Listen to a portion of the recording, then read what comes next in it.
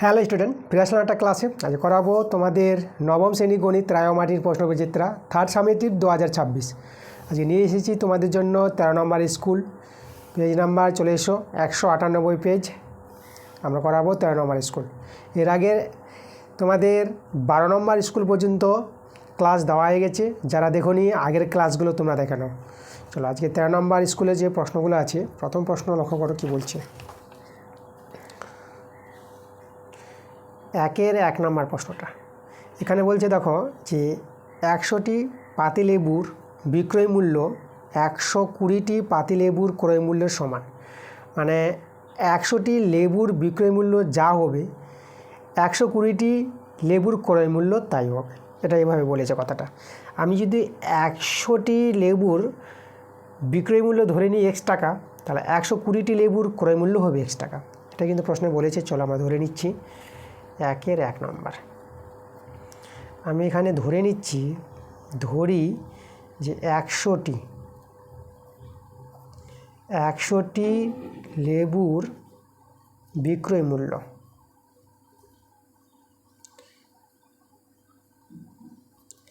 100টি লেবুর পানটা এখানে 100টি লেবুর, ঠিক আছে, বড়ি শুরু হবে। 100টি লেবুর বিক্রয় মূল্যকে আমি x টাকা ধরে নিলাম। তাহলে 100টি লেবুর বিক্রয় মূল্য যদি x টাকা হয়, তাহলে আমি একটি লেবুর বিক্রয় মূল্য বের করব। একটি লেবুর বিক্রয় মূল্য কম হবে, তাহলে x/100 টাকা। তাহলে দেখো প্রশ্ন অনুসারে দেখো 120টি লেবুর ক্রয় মূল্য কিন্তু আমরা x টাকাই পাবো, যদি এভাবে বলেছে প্রশ্নে। 100টি লেবুর বিক্রয় মূল্য যা হবে 120টি লেবুর ক্রয় মূল্য তাই হবে। তাহলে আমরা প্রশ্ন অনুসারে অতএব বলে দেব যে 120টি লেবুর, যেটা পাতিলেবু আছে, লেবুর ক্রয় মূল্য আমরা কত পাবো? x টাকাই পাবো, x টাকা আমরা পাবো। তাহলে এখানে একটি লেবুর ক্রয় মূল্য যদি আমরা বের করি, এখানে কম হবে x/120 টাকা হয়ে যাবে। তাহলে আমরা এবার দেখো একটি লেবুর বিক্রয় মূল্য পেলাম আর একটি লেবুর ক্রয় মূল্য পেয়ে গেলাম। এখানে দেখো x/100 আর x/120, তাহলে এখানে এটা কিন্তু আমাদের বড় আছে। মানে দেখো লব সমান আছে না, তার হরে যে ছোট ওই বড় হয়। তো বিক্রয় মূল্য বড়, ক্রয় মূল্য ছোট, তাহলে আমাদের এখানে লাভ হবে। তা আমরা এখানে একটি লেবুর লাভ বের করে নেব। অতএব আমরা বের করব একটি লেবুর লাভ। দেখো লাভ পাওয়া যায় বিক্রয় মূল্য থেকে। বিক্রয় মূল্য হচ্ছে একটি লেবুর বিক্রয় মূল্য x/100 টাকা, যেটা আমরা বের করেছি। আর একটি লেবুর ক্রয় মূল্য x/120 টাকা। তাহলে এই যে বিক্রয় মূল্য থেকে ক্রয় মূল্য বিয়োগ করে আমরা লাভ পাবো।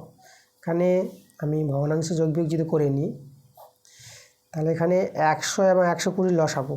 দেখো লসাগুটা লক্ষ্য করো, 100 আর 120।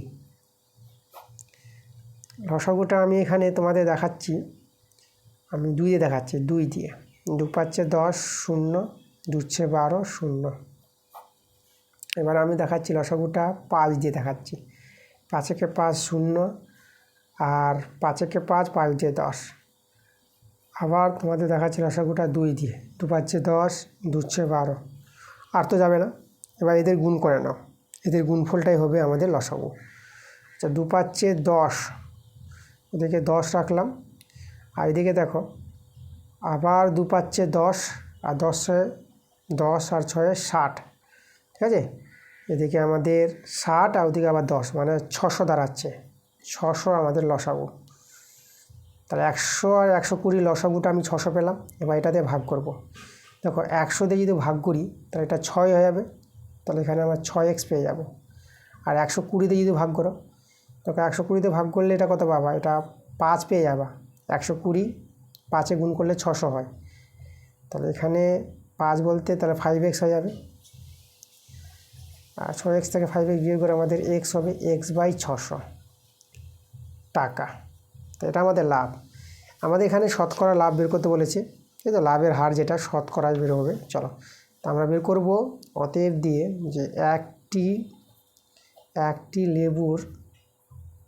লেবুর শতকরা লাভ।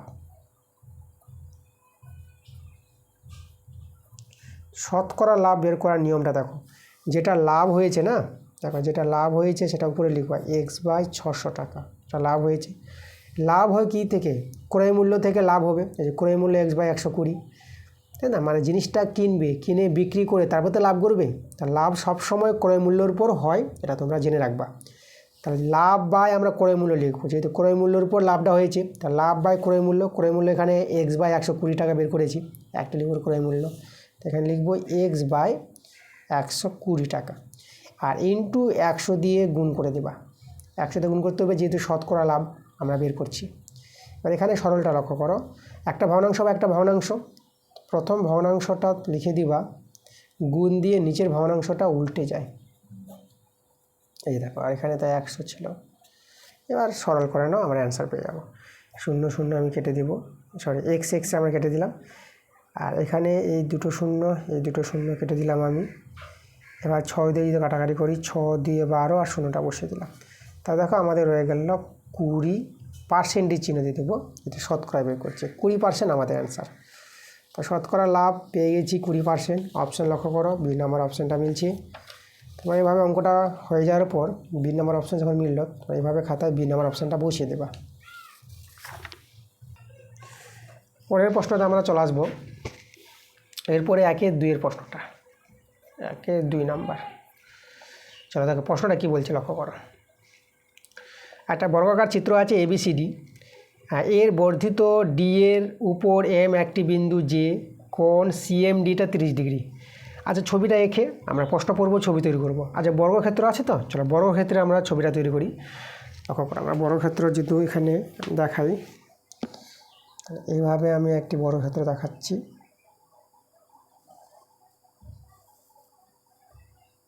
এই যে আমাদের একটি বর্গক্ষেত্র, বর্গক্ষেত্রের নাম আমি দিয়ে দিচ্ছি ABCD, আমাদের একটি বর্গক্ষেত্র। এবার এই যে বর্গক্ষেত্র আছে, যার বর্ধিত DA, মানে যে DA-কে বাড়াবে, সেই বর্ধিত DA এর উপর M একটি বিন্দু আছে। তা চলো আমি DA বাহুটাকে আমি বাড়িয়ে দিচ্ছি। তাহলে এইভাবে করে আমি এদিকে DA বাহুটাকে ধরো বাড়িয়ে দিলাম, আর DA বাহুর উপর দেখো যে বর্ধিত DA এর উপর একটি বিন্দু আছে কোনো একটা জায়গায়, এই যে M বিন্দু বলেছে, তাহলে আমি M বিন্দু নিয়ে নিলাম। এমনভাবে M বিন্দু নিয়েছে যেন আমাদের বলেছে যে CMD, কোণ CMD, মানে আমাদের CM যোগ করতে হবে, তখনই CMD কোণটা পাবো 30 ডিগ্রি। দেখো আমরা CMটা যুক্ত করছি, এভাবে করে CM যুক্ত করে দাও, এই যে দেখো CM যুক্ত করলাম না। তাহলে এখানে CMD মানে এই কোণটা বলেছে আমাদের 30 ডিগ্রি, CMD, তাই তো, এই কোণটা। এবার বলছে BD কর্ণ, এই যে BD কর্ণ, চলো BD কর্ণ বলেছে, BD কর্ণ আমি যুক্ত করে দিই, আমি BD কর্ণ যুক্ত করব, এই যে BD কর্ণ। তো বলছে BD কর্ণ এবং CM, এই যে BD কর্ণ আর CM পরস্পর P বিন্দুতে ছেদ করে, এই যে এখানে P বিন্দুতে ছেদ করে, এটা বলেছে, দেখো আমি করলাম। আর এখানে বলেছে যে কোণ DPC মানে এই যে কোণটা আছে, এই কোণের মান আমাদের কিন্তু বের করতে বলেছে, তাই তো। লক্ষ্য করো, আমরা এই যে DPC কোণের মানটা আমরা কী করে বের করবো, দেখো খুব সহজে আমি বের করে তোমাদের দেখিয়ে দেবো। এখানে দেখো এই যে CMD ত্রিভুজটা দেখতে পাচ্ছ, আর CMD ত্রিভুজ, আচ্ছা এখানে দেখো এই ত্রিভুজটা লক্ষ্য করো, মানে আমি যেটা বলবো যে এই যে DPM মানে এই কোণটা না আমরা পেয়ে যাব, যেটা আমি বলতে চাইছি তোমাদের, এই কোণটা আমরা পাবো। দেখো BD বর্গক্ষেত্রের কর্ণ, তাহলে বর্গক্ষেত্রের একটি কর্ণ, এই যে ADC যে কোণটা আছে, ADC কোণকে সমদ্বিখণ্ডিত করবে, এটা মনে রাখবা। বর্গক্ষেত্রের যে কর্ণগুলো, এই যে কোণগুলোকে সমদ্বিখণ্ডিত করবে, এখানে D কোণটাকে সমদ্বিখণ্ডিত করবে, আর B কোণটাকেও সমদ্বিখণ্ডিত করবে, ঠিক আছে। তা আমি এখানে দেখাবো তোমাদের, যদি আমি এখানে বলি যে এই যে BD কর্ণ, যেহেতু এই যে BD কর্ণ, BD কর্ণ কোণ ADC এর সমদ্বিখণ্ডক, BD কর্ণ কোণ ADC এর সমদ্বিখণ্ডক, এটা সমদ্বিখণ্ডক হবে, ঠিক আছে। সমদ্বিখণ্ডক, এটা আমাদের সমদ্বিখণ্ডক, এই দেখো আমাদের সমদ্বিখণ্ডক। তাহলে এখানে কোণটা সমান দুভাগে ভাগ হয়ে যাবে। আচ্ছা বর্গক্ষেত্রের প্রত্যেকটা কোণ মানে ADC কোণটা, বর্গক্ষেত্রের প্রত্যেকটা কোণ হয় সমকোণ। তাহলে আমরা এখানে পেয়ে যাব এই যে এডিপি কোণটা বলি, ঠিক আছে, বা এই কোণটাকে আমি এমডিপি বলছি, এমডিপি। তাহলে এই কোণটা দেখো সম্পূর্ণ কোণে অর্ধেক হবে, এটা হাফ কোণ এডিসি হয়ে যাবে। এডিসি কোণ তো আমাদের 90 ডিগ্রি, তাহলে এটা কাটাকাটি করে এটা আমরা 45 ডিগ্রি, 90 ডিগ্রি অর্ধেক 45 ডিগ্রি। তা দেখো তো এই কোণটা আমরা পেয়ে যাব 45 ডিগ্রি, তাই তো, পুরো কোণটা 90 ডিগ্রি হলে অর্ধেক হবে 45 ডিগ্রি। তাহলে এখানে ডিপিএম এই ত্রিভুজের দেখো, এই যে ডিপিএম ত্রিভুজের দুটো কোণ কিন্তু জানা হয়ে গেছে। তাহলে যে 3 নম্বর কোণটা আছে যেটা ডিপিএম, এই কোণটা কিন্তু আমরা বের করতে পারবো। তাহলে আমি এখানে দেখাবো ত্রিভুজ ডিপিএম বলছি আমি, এর কোন কোণটা বের করতে চাইছি আমি, এই যে দেখো এটা এর নামটা আমি এমপিডি বলি, নামটা একটু চেঞ্জ করি, এখানে লিখে আমি এমপিডি। এই কোণটা পেয়ে যাব 180 ডিগ্রি থেকে যে দুটো কোণ জানা আছে তাদের যোগফলটা বাদ দাও, 30 ডিগ্রি যোগ 45 ডিগ্রি, তাই তো, ত্রিভুজের ধর্ম। মানে ত্রিভুজের দুটি কোণের মান জানা থাকলে 3 নম্বর কোণটা পাওয়া যাবে। 3টি কোণের যোগফল 180 ডিগ্রি, 180 ডিগ্রি থেকে দুটি কোণের যোগফল বিয়োগ করলেই 3 নম্বর কোণটা পাবা। 180 ডিগ্রি এটা যোগ করো, এটা যোগ করে পেয়ে যাবা 5, আর এদিকে আমাদের 7 75, এটা 75 ডিগ্রি। যদি আমরা বিয়োগ করি, বিয়োগ করে আমরা দেখো কত পেয়ে যাব। আচ্ছা, বা এখানে দেখো বিয়োগ যদি করি আমি, 5 কত হলো 10, 5, আর এখানে আমাদের এটা 7, এটা আমাদের 0, 105 ডিগ্রি। তাহলে এই কোণটা আমরা 105 ডিগ্রি পেয়ে যাব। তাহলে এই কোণটা পেয়ে গেলে এই কোণটা পেয়ে যাব। এই যে আমাদের এমসি আমাদের একটা সরলরেখাংশ, তাহলে এই দুটো কোণের যোগ বলে 180 ডিগ্রি। তাহলে 180 ডিগ্রি থেকে 105 ডিগ্রি বিয়োগ করে এই কোণটা পেয়ে যাব, সেটা কিন্তু আমাদের 75 ডিগ্রি আসবে, ঠিক আছে। এই যে ডিপিসি কোণটা, দুটো কোণ যোগ করে 180 ডিগ্রি। বা আরেকভাবে বের করতে পারতাম, দেখো এই যে ডিপিএম ত্রিভুজের, এই ত্রিভুজের ডিপিসি কোণটা কিন্তু বহিস্থ কোণ, তাহলে বহিস্থ কোণ অন্তস্থ বিপরীত কোণ দুটির যোগফলের সমান হবে। আর ডিপিসি কোণটা হবে 30 ডিগ্রি 45 ডিগ্রি, যোগফলটাই হয়ে যাবে 75 ডিগ্রি। একবারও বের করতে পারতাম আমরা, তো যাই হোক আমরা বের করে নিলাম যে ডিপিসি কোণটা যেটা আমাদের বের করতে বলেছিল, এটা আমরা 75 ডিগ্রি পাবো, তাই তো। দেখো খুব সহজে হয়ে গেছে, 75 ডিগ্রি আমাদের অ্যান্সার, যেটা আমাদের ডি নাম্বার অপশানটা আছে।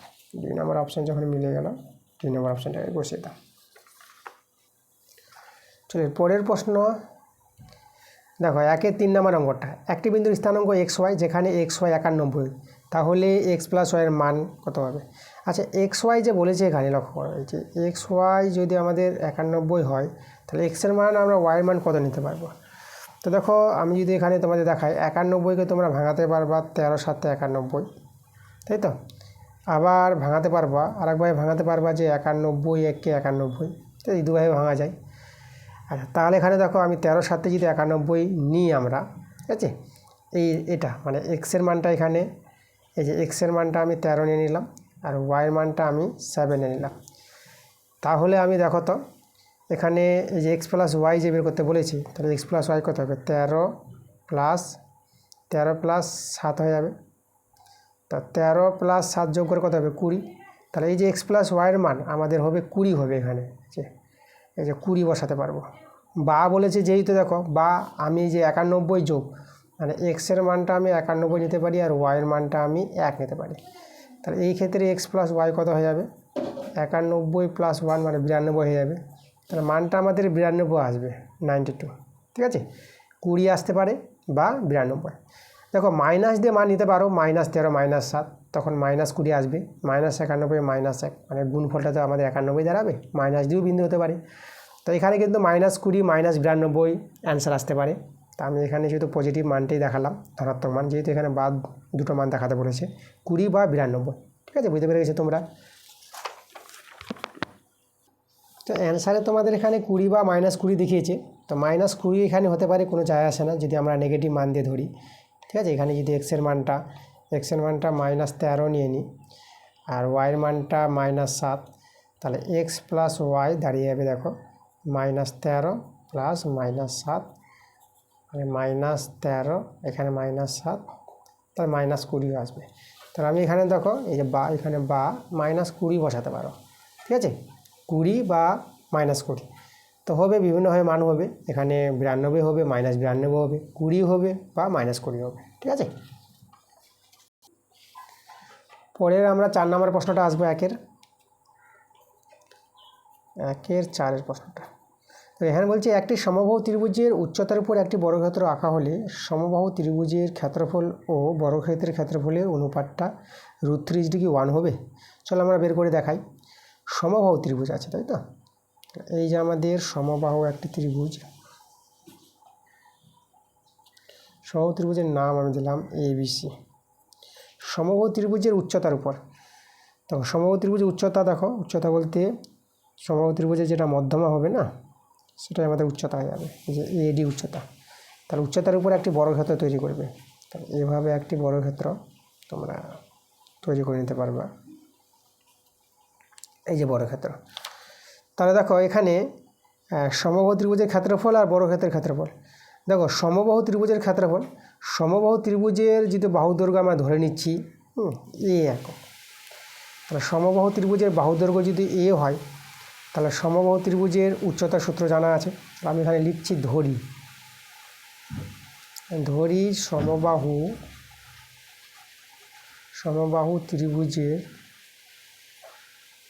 ত্রিভুজের বাহু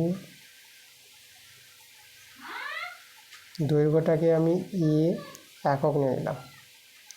তাহলে অতএব সমবাহু ত্রিভুজের উচ্চতার সূত্র আছে, সেই সূত্রটা মনে রাখবা, √3/2 ইন্টু বাহুর দৈর্ঘ্য। আবার সমবাহু ত্রিভুজের ক্ষেত্রফল দেখো, অতএব সমবাহু ত্রিভুজের ক্ষেত্রফলের সূত্রফল আছে, সমবাহু ত্রিভুজের ক্ষেত্রফল, এই সূত্রটা মনে রাখো যে √3/4 ইন্টু বাহুর স্কোয়ার হয়, বর্গ একক আসবে, বর্গ একক। ওকে, এবার দেখো সমবাহু ত্রিভুজের ক্ষেত্রফল পেয়ে গেছি, এবার বর্গক্ষেত্রের ক্ষেত্রফল দরকার। বর্গক্ষেত্রের বাহু দৈর্ঘ্য কত হবে, এখানে যেটা বলেছে প্রশ্নানুসারে, মানে উচ্চতার উপর বর্গক্ষেত্রটি তৈরি হবে, তাহলে সমবাহু ত্রিভুজের উচ্চতার দৈর্ঘ্যটাই হবে বর্গক্ষেত্রের বাহুর দৈর্ঘ্য। তাহলে এখানে আমরা বলবো যে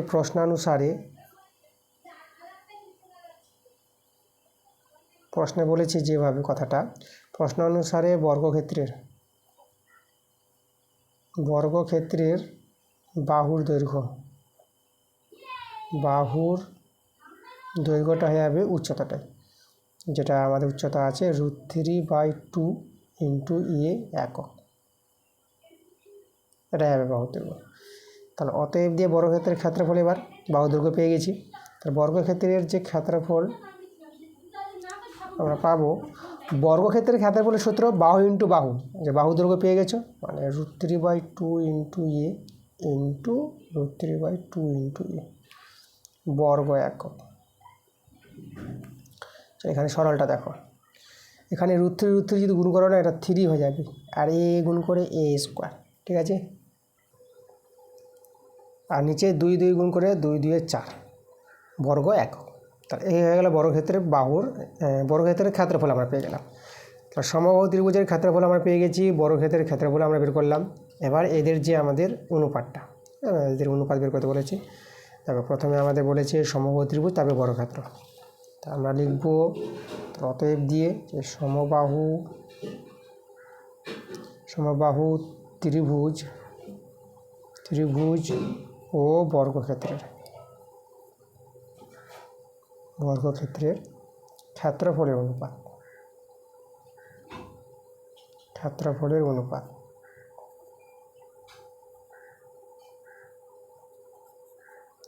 দেখো সমবাহু ত্রিভুজের ক্ষেত্রফলটা আমরা বের করেছিলাম যে √3/4 ইন্টু বাহু স্কোয়ার, √3/4 ইন্টু বাহু স্কোয়ার ইজ টু, আর বর্গক্ষেত্রের ক্ষেত্রফল 3A²/4। চলো এখানে সরলটা করি, এখানে যদি লঘিষ্ঠ করে না, তাহলে A² তোমরা কেটে দিতে পারবা, এদিকে আমাদের 4 আর 4 এটাও কাটাকাটি করতে পারবা, তাহলে হচ্ছে √3 এভাবে দাঁড়ালো। এখানে আরেকটু যদি আমি সরল করে নিই, এখানে আরও সরল করতে পারবা। দেখো দুটোকে আমি √3 দিয়ে গুণ করছি, দুটো অনুপাতকে, আর এখানে √3 আছে গুণিত √3 আছে, এখানে গুণ করছি √3 দিয়ে, মানে √3 দিয়ে গুণ করলাম, এভাবে অনুপাতকে গুণ করা যায়। √3 গুণ করে এটা 3 পেয়ে যাবা, আর এখানে 3√3, আবার এখানে 3 কেটে দিতে পারবো, তাহলে এখানে দাঁড়িয়ে যাবে 1:, এটা √3 দাঁড়িয়ে যাবে। তো আমরা পেয়ে গেলাম অ্যান্সারটা সমবাহু ত্রিভুজ ও বর্গক্ষেত্রের ক্ষেত্রফলের অনুপাতটা 1:√3, কিন্তু এখানে যেটা দেওয়া আছে √3:1। দেখো, তার আমাদের কিন্তু এটা সত্য না মিথ্যা জানতে চেয়েছিল, আমরা কিন্তু মিথ্যা পেয়ে গেলাম, তাহলে এখানে কিন্তু এটা অ্যান্সারটা মিথ্যা হবে। তাই তো, যদি 1:√3 বলতো তখন সত্য হতো, কিন্তু দেওয়া আছে √3:1, কিন্তু আমাদের আসলো 1:√3। যেহেতু অ্যান্সার মিথ্যা পেয়েছো, তোমরা এখানেও অঙ্কটা করে এভাবে, তাই তো, তোমাদের যেখানে অঙ্কটা করবা, অঙ্কটা করে তারপরে তোমাদের জানিয়ে দিতে হবে যে আমাদের এটা তো আমাদের আসলো। দেখো, এই কথাটা আমাদের ঠিকই এসেছে, তার আমাদের যেটা অ্যান্সার সত্য মিথ্যা যেটা জানাতে চেয়েছে, অ্যান্সার দিয়ে তোমরা লিখো যে মিথ্যা অ্যান্সার। এইভাবে তোমরা অ্যান্সারতে লিখবা যে অ্যান্সারটা আমরা মিথ্যা পেলাম। পরের প্রশ্ন, পরে 2-এর দাগের প্রশ্নগুলো, 2-এর 1 নম্বর পড়াবো। তো কী বলছে প্রশ্নটা, 178 টাকায় কোনো জিনিস বিক্রি করলে 11% ক্ষতি হয়। দেখো, 178 টাকায় কোনো জিনিস বিক্রি করলে, মানে বিক্রয় মূল্য, জিনিসের বিক্রয় মূল্য 178 টাকা, বিক্রি করে ক্ষতি হয়ে গেছে 11% ক্ষতি হয়ে গেছে। আচ্ছা, এখানে ক্ষতি আছে, বিক্রয় মূল্য জানা আছে, তাহলে এখান থেকে আমরা ক্রয় মূল্য কিন্তু বের করতে পারবো। আচ্ছা, তারপরে কী বলি, দেখো কত টাকায় জিনিসটি বিক্রি করলে 11% লাভ হতো, কত টাকায় বিক্রি করলে লাভ হতো 11%। তা আমরা কিন্তু এখান থেকে যে বলেছি 178 টাকায় কোনো জিনিস বিক্রি করলে 11% ক্ষতি হয়, তাহলে এখান থেকে কিন্তু আমরা জিনিসটির ক্রয় মূল্য বের করতে পারবো। দেখো আমরা কীভাবে বের করছি, আমাদের এখানে যেহেতু দেওয়া আছে ক্ষতি দেওয়া আছে 11%, তাহলে 11% ক্ষতি থেকে আমরা বলতে পারবো যে 100 টাকা ক্রয় মূল্য হলে বিক্রয় মূল্য কত হবে। দেখো বলা যাবে যেটা যে 100 টাকা ক্ষতি বা শতকরা লাভ বললে তোমরা কিন্তু এটা বলতে পারবা সবসময় যে 100 টাকা ক্রয় মূল্য হলে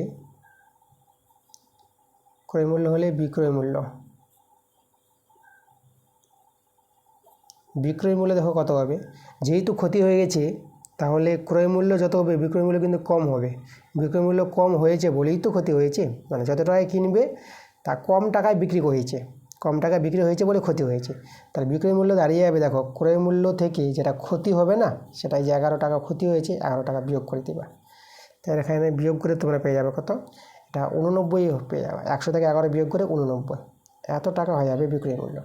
মানে এই টাকা বিক্রি করেছিল তার জন্য ক্ষতি হয়েছিল। যদি 100 টাকা ক্রয় মূল্য হয়, তাহলে এত টাকা বিক্রি মূল্য হবে 89 টাকা, তখনই ক্ষতি হবে 11 টাকা। ঠিক আছে, তো দেখো এই ক্ষতি 11% থেকে আমরা বলতে পারলাম ক্রয় মূল্য যদি 100 টাকা হয়, তাহলে বিক্রয় মূল্য হবে 89 টাকা। আর এখানে বিক্রয় মূল্য যেহেতু জানা আছে, এই যে 178 টাকা জিনিসটি বিক্রয় মূল্য, তার কথাটাকে একটু ঘুরিয়ে বলি, আমরা বলবো যে 89 টাকা বিক্রয় মূল্য হলে ক্রয় মূল্য হবে 100 টাকা, যদি বিক্রয় মূল্য এখানে জানা আছে বলে। আমরা এখানে লিখবো যে 89 টাকা বিক্রয় মূল্য হলে ক্রয় মূল্য, যেহেতু ক্রয় মূল্য আমরা বের করবো, দেখো ক্রয় মূল্যটা ডান দিকে থাকবে, তাহলে ক্রয় মূল্য যেটা হবে এখানে আমাদের 100 টাকা, সেই কথাটাকে তো আমরা ঘুরিয়ে বললাম 100 টাকা। তাহলে 1 টাকা বিক্রয় মূল্য হলে ক্রয় মূল্য কত হবে, কম হবে, উইকিং নিয়ম, তাহলে 100/89 টাকা। আর বিক্রয় মূল্য বলেছি 178 টাকা, তা আমরা বলবো 178 টাকা বিক্রয় মূল্য হলে ক্রয় মূল্য হবে, যে ক্রয় মূল্য আবার বেরিয়ে আসবে 100/89 × 178। ঠিক আছে, আচ্ছা দেখো এখানে যদি আমরা সরল করি, দেখো 89 2 178 হয়ে যাবে, মানে একে 2 দিয়ে গুণ করো 178 পাবা। এই যে দেখো 2 9 18 8, হাতে থাকলো 1, 2 8 16 117, তাই তো। তাহলে 89 2 178, আর 100 দিয়ে গুণ করে পেয়ে যাবো 200। তাহলে 200 টাকা কিন্তু আমরা দেখো এটা কিন্তু ক্রয় মূল্য পেলাম। ঠিক আছে, এটা কি আমাদের, এটা হচ্ছে আমাদের ক্রয় মূল্য। আমি আরেকবার লিখে দিচ্ছি, ক্রয় মূল্য। ওকে, 200 টাকা সেই জিনিসটির ক্রয় মূল্য। তাহলে এবার যেখানে এই কথাটা যে বলেছে, এবার দেখো যে কত টাকা জিনিসটি বিক্রি করলে 11% লাভ হতো, কত টাকায়, মানে জিনিসটির বিক্রয় মূল্য এখন বের করতে বলেছে যে 11% লাভ হতো। তা দেখো আমরা যেহেতু জিনিসটির ক্রয় মূল্য পেয়ে গেছি 200 টাকা, তাহলে 11% লাভ থেকে আমরা কিন্তু জিনিসটির বিক্রয় মূল্য বের করতে পারবো, অ্যান্সারটা তখন বেরিয়ে আসবে 11% লাভ থেকে। তা এখন আমরা লিখব যে দেখো এখন যেটা আমরা লিখছি যে এখন এখন কিন্তু আমাদের লাভ যেটা হয়েছে কত 11% হয়েছে লাভ। তার আগের মতো করে বলতে পারবো যেভাবে এখানে বলেছিলাম, এই যে ক্ষতি থেকে বলেছিলাম কথাটা, তো এখানে 11% লাভ থেকে বলতে পারবো যে 100 টাকা যদি ক্রয় মূল্য হয় তাই বিক্রয় মূল্য কত হবে, বিক্রয় মূল্য বেশি হবে, লাভ হয়েছে 111 টাকা, তখন হবে বিক্রয় মূল্য। চলো এই কথাটা আমি লিখছি, দেখো যে 100 টাকা ক্রয় মূল্য হলে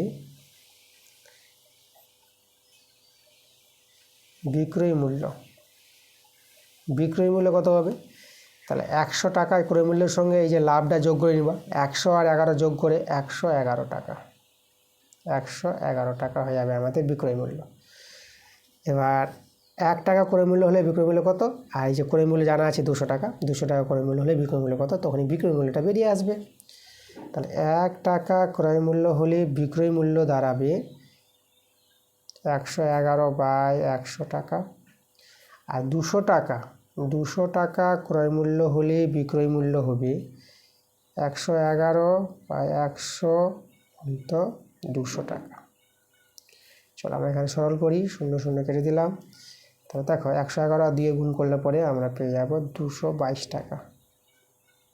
তা জিনিসটির বিক্রয় মূল্য ছিল 222 টাকা, তাহলে আমরা অতএব লিখে দেব যে জিনিসটির বিক্রয় মূল্য আমরা পেয়ে গেলাম 222 টাকা। আর আমাদের অ্যান্সার। চলো আমরা চলে আসবো পরের প্রশ্ন, 2 নম্বরে। দেখো প্রশ্নটা বলছে যে PAN ত্রিভুজের PAN বাহুর মধ্যবিন্দুগুলি দেওয়া আছে XYZ, আর XY এর মান YZ এদের মানগুলো দেওয়া আছে, XY আর YZ এর মান আর XZ এর মান দেওয়া আছে। তাহলে ত্রিভুজের বাহুগুলির দৈর্ঘ্য বের করতে বলেছে। আচ্ছা ত্রিভুজ এখানে PAN আছে, তাহলে আমি ত্রিভুজটা তৈরি করছি। এই যে আমাদের একটা ত্রিভুজ,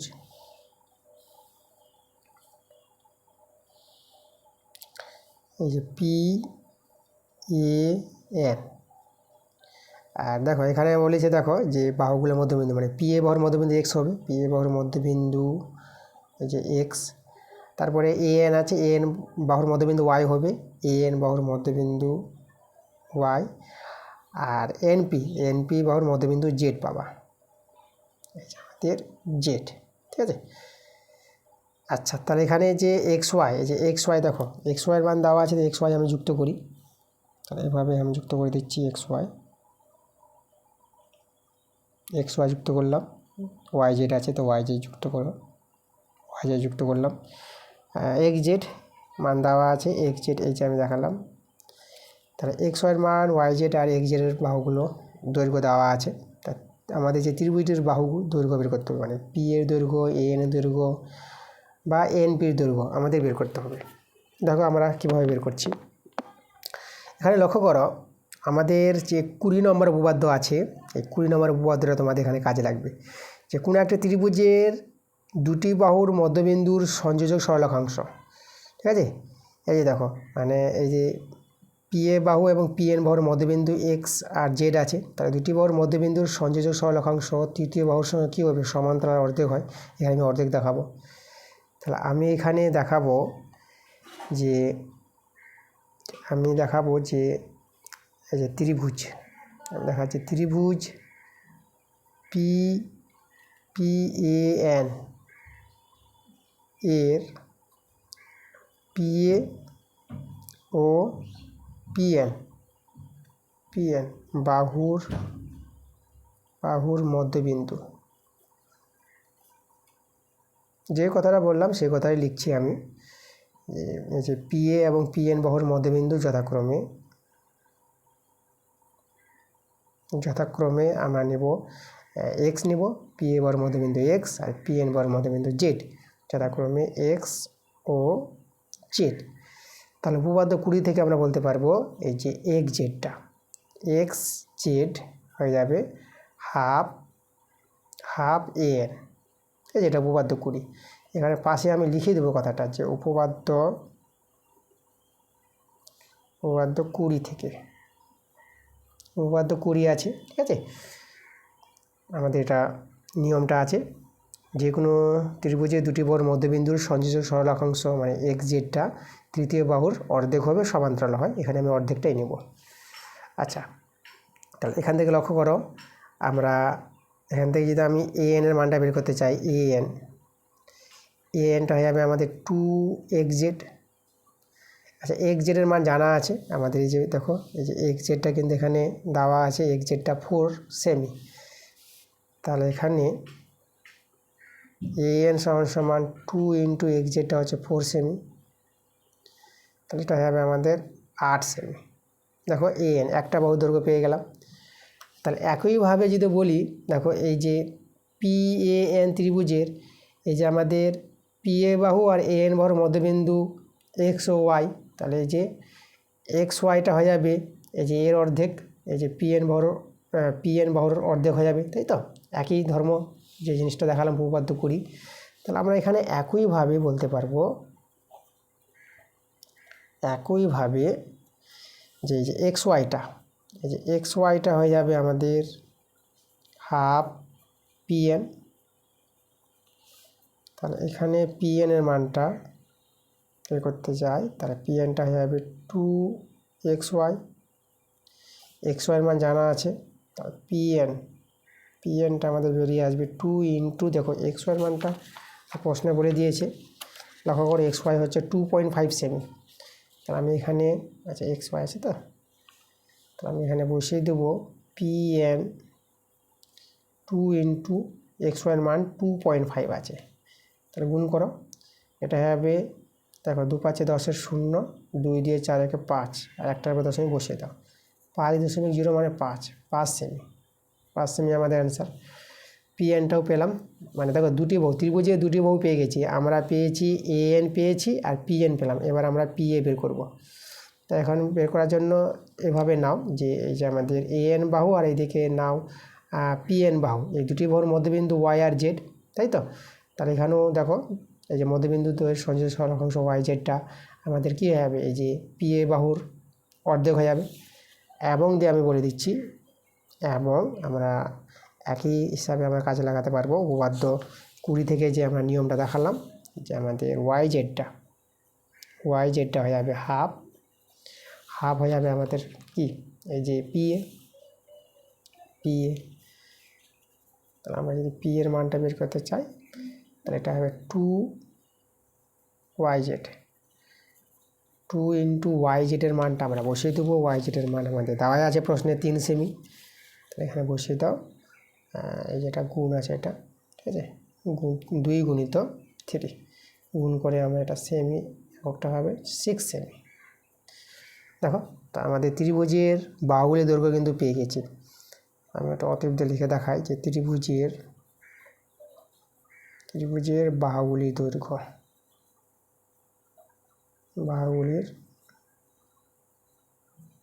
দৈর্ঘ্য সমান সমান, দেখো আমি প্রত্যেকটা বাহু আমি যে পরপর লিখেছি, এএনটা আগে পেয়েছি,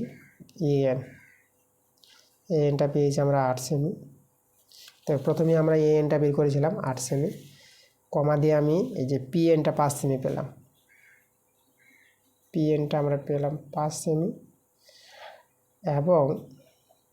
এবং পিএ বাহুটা 6 সেমি পেলাম, পিএ আমরা লিখব 6 সেমি।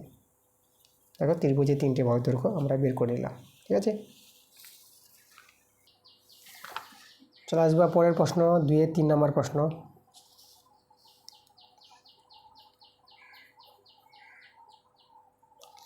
দেখো 2-এর 3-এর প্রশ্নটা আমাদের 4টি বিন্দু দেওয়া আছে, এই বিন্দুগুলি যোগ করে যে চতুর্ভুজ পাওয়া যাবে সেই চতুর্ভুজের ক্ষেত্রফল বের করতে বলেছে। আর চতুর্ভুজটা আমি যদি দেখাই তোমাদের, এইভাবে আমি একটি চতুর্ভুজ দেখালাম, চতুর্ভুজের নাম দিয়ে দিলাম ABCD। আচ্ছা, এখানে দেখো 4টি বিন্দু, যে আমরা এখানে এ বিন্দুটা, এই যে এখানে এ বিন্দুটাকে নিয়ে নিলাম -3,0, বি বিন্দুটাকে পরের বিন্দু নিলাম 0,-4, সি বিন্দুটাকে নিলাম 3,0, আর ডি বিন্দুটাকে নিলাম 0,4, ঠিক আছে। এভাবে বিন্দুগুলো নিলাম। দেখো এই চতুর্ভুজের ক্ষেত্রফল বের করতে হবে। দেখো এই 4টি বিন্দু আমাদের কাজে লাগবে। প্রথমে আমি বিডি কর্ণ টেনে নিচ্ছি। দেখো বিডি কর্ণ টানলাম। এখন আমরা দেখো প্রথমে আমরা এ বি ডি এই যে ত্রিভুজটা আছে এই ত্রিভুজের ক্ষেত্রফল বের করব। এই ত্রিভুজের ক্ষেত্রফল একবার বের করব, একবার এই ত্রিভুজের ক্ষেত্রফল। ত্রিভুজে 3টি বিন্দুর স্থানাঙ্ক জানা থাকলে সেই ত্রিভুজের ক্ষেত্রফল কিন্তু বের করা যাবে। তার একটা সূত্র আছে, ঠিক আছে? সেই সূত্রটা তোমাদের দেখাবো এখানে। আচ্ছা, তাহলে এখানে দেখো আমি এই যে 3টি বিন্দু আছে না, প্রথমে এ বিন্দুটা দেখো, এ বিন্দুটা আছে -3,0 আর বি বিন্দুটা আছে 0,-4। তারপরে আছে সি বিন্দু, ডি বিন্দুটা আছে এখানে 0,4। এই যে 3টি বিন্দু। তোমরা কাজ করবা যে এই যে প্রথম বিন্দুটাকে এটাকে নিয়ে নেবা যে x1, y1 এভাবে নেবা। তারপরে বিন্দুটাকে নিবা x2, y2। পরের বিন্দুটাকে নিয়ে নেবা x3, y3। ঠিক আছে? এই বিন্দুটা এটা হচ্ছে এটা। এভাবে এটা ধরে নেবা কম্পেয়ার করে। কারণ এই অনুসারে মানে কোনো ত্রিভুজের এইভাবে যদি 3টি বিন্দুর স্থানাঙ্ক জানা থাকে তাহলে সেই ত্রিভুজের যে ক্ষেত্রফল, সেই ত্রিভুজের ক্ষেত্রফল পাওয়ার যে সূত্রটা দেখো আমি তোমাদের দেখাচ্ছি। এখন আমরা লিখব যে ত্রিভুজ এবিডি এর ক্ষেত্রফল দেখো সমান হাফ মোড। ঠিক আছে? মোডের কথা আমি বলবো তোমাদের, যে হাফ মোড মানে দুদিকে দুটো টান দিয়ে মোড বোঝায়। যে সূত্রটা লক্ষ্য করো, সূত্রটা হয় আমাদের x1 into y2 minus y3। দেখো বাইরে x1 1 হয়েছে না, তারপর 2 3 পরপর যাবে 1 2 3, তাহলে y2 মাইনাস y3 মানে বন্ধনীর মধ্যে y-গুলো থাকবে, বাইরে x-গুলো থাকবে। আবার এখানে প্লাস দিবা, x1 হয়ে গেল, এখানে লিখবা x2। তাহলে এখানে 2 শুরু হয়েছে, 2-এর পর আবার 3 হবে, তা 3 বলতে y3 মাইনাস, তো দেখো 3-এর পর কী হবে, দেখো 1 2 3, দেখো 3-এতে বেশি না, 3-এর পর আবার 1 ফিরে চলে আসবে, তাহলে 3-এর পর আবার 1 বলতে y1। এই দেখো y3 তারপরে y1, তারপর আবার প্লাস, এখানে x2 আছে না, তারপর আমরা লিখব x3। তাহলে x3 যদি হয় তাহলে 3-এর পর আবার কিন্তু 1 হবে, যেটা আমরা জানি, মানে 3-এর পরই 1 চলে আসবে। তাহলে 1 বলতে এখানে y হবে y1 মাইনাস, আর 1-এর পর 2 হবে পরপর সিমিলার, 1-এর পর 2 মানে y2। আর এই যে মোড, এই যে দুই দিকে এভাবে যে ঘেরাটা আছে না, এটাকে মোড বলে। মোড মানে কি, মোডের যে উদ্দেশ্য, যদি এই মানগুলো ঋণাত্মক মান পাও, মানে যদি মানটা সরল করে ধরো -10 পেলা, যে -10কে আমরা +10 ধরবো, মানে ত্রিভুজের ক্ষেত্রে বলতে ঋণাত্মক আসবে না, তার জন্য মানটাকে মোড দিয়ে লেখা হবে। ঋণাত্মক মান আসলে তাকে ধনাত্মক মান নিয়ে নেওয়া হবে, -10 থাকলে পরে তাকে 10 নিয়ে নেবো আমরা, এই জন্য মোড নেওয়া হয়েছে। ঠিক আছে? আচ্ছা, এখানে এককটা বর্গ এককে লিখবা, বর্গ একক। আচ্ছা, সমান 1/2। এবার এই যে দেখো এই যে x1 y1 x2 y2 x3 y3 নিয়ে যে আমরা সূত্রটা অ্যাপ্লাই করলাম, এই সূত্রটা আগে তোমাদের লিখে দিতে হবে। তারপরে দেখো x1 বলতে এই যে -3 দেখো, আর y1 হচ্ছে 0, এভাবে কম্পেয়ার করে মানগুলো চলো বসাও। তাহলে x1 -3, তাহলে x1-এর জায়গায় -3 বসালাম। y2 দেখো, y2 এই যে এখানে আছে, y2 যে এই যে আমাদের -4, তাহলে y2-র জায়গায় আমরা বসাবো -4 মাইনাস y3, দেখো y3 আছে 4, তাহলে y3 জায়গায় এখানে বসাবো আমরা 4। একদম যেভাবে বিন্দুগুলো আছে ওই অনুসারে মানগুলো বসাবা। প্রথমটা x1, এই যে x1 y1, এই যে x2 y2, এই যে x3 y3। ঠিক আছে? এভাবে বসাও একদম। এবার x2 এই যে x2 0, তাহলে এটা আমাদের 0। দেখো 0 যখন হয়ে গেছে, 0-র সঙ্গে যাই গুণ হোক না কেন 0 হয়ে যাবে মানটা। তো এই মানটা না লিখলেও হবে, যেহেতু এটা 0 হয়ে যাবে, আমি আর লিখছি না, মান বসালাম না। x3 0, আবার দেখো এখানে x3 0, এটা যেন 0 হয়ে গেছে, তাহলে এদের পুরোটাই কী হবে, 0 হয়ে যাবে। এখানে বর্গ একক, তাহলে আমাদের এরা 0 হয়ে গেলে শুধু এই মানটা দাঁড়াবে 1/2 মোড -3। এখানে যদি সরলটা দেখো, -4 আর -4 এটা মাইনাস কিন্তু 8 হয়ে যাবে। ঠিক আছে? মোড 1/2 গুণ চিহ্ন দিয়ে দিলাম। এবার মাইনাস মানে যে প্লাস, 8 3 24, 24 বর্গ একক। কাটাকাটি করো, তা আমরা পেয়ে যাব 12 বর্গ একক। 12 বর্গ একক। দেখো, তা আমরা এখানে কিন্তু এবিডি ত্রিভুজের ক্ষেত্রফলটা বের করলাম 12 বর্গ একক। তাহলে এই নিয়মেই আমরা এখন এই যে বিসিডি ত্রিভুজটা দেখতে পাচ্ছ, তাহলে এখন আমরা বিসিডি ত্রিভুজের ক্ষেত্রফল বের করব। দুটো ত্রিভুজের ক্ষেত্রফল পেয়ে গেলে এই দুটো ত্রিভুজের ক্ষেত্রফলটা যোগ করি, তো আমরা পেয়ে যাবো চতুর্ভুজের ক্ষেত্রফল। এবিসিডি চতুর্ভুজের ক্ষেত্রফল পেয়ে যাবো। চলো এখন আমরা বের করব বিসিডি ত্রিভুজের ক্ষেত্রফল বের করব। ওকে, আচ্ছা, এখানে আমরা লিখব আবার দিয়ে শুরু করছি। আবার প্রথমে আমি বি বিন্দুটা নিয়ে নেব 0,-4, তারপর সি বিন্দুটা নিব 3,0, তারপর আমাদের ডি বিন্দুটা আছে, ডি বিন্দুটা নিয়ে নেব আমরা 0,4। একইভাবে তোমরা এখানে দেখাবা, এটাকে দেখাবা x1 y1, এটাকে দেখাবা x2 y2, এটাকে এখানে লিখে দিবা x3, এটা আমাদের x আছে, x3 y3। ঠিক আছে, এই জিনিসগুলো এভাবে ধরে নেবে, তখন তোমাদের সুবিধা হবে। আচ্ছা, তাহলে এবার আমরা ত্রিভুজ বের করবো। এই যে বিসিডি ত্রিভুজ, বিসিডি এর ক্ষেত্রফল,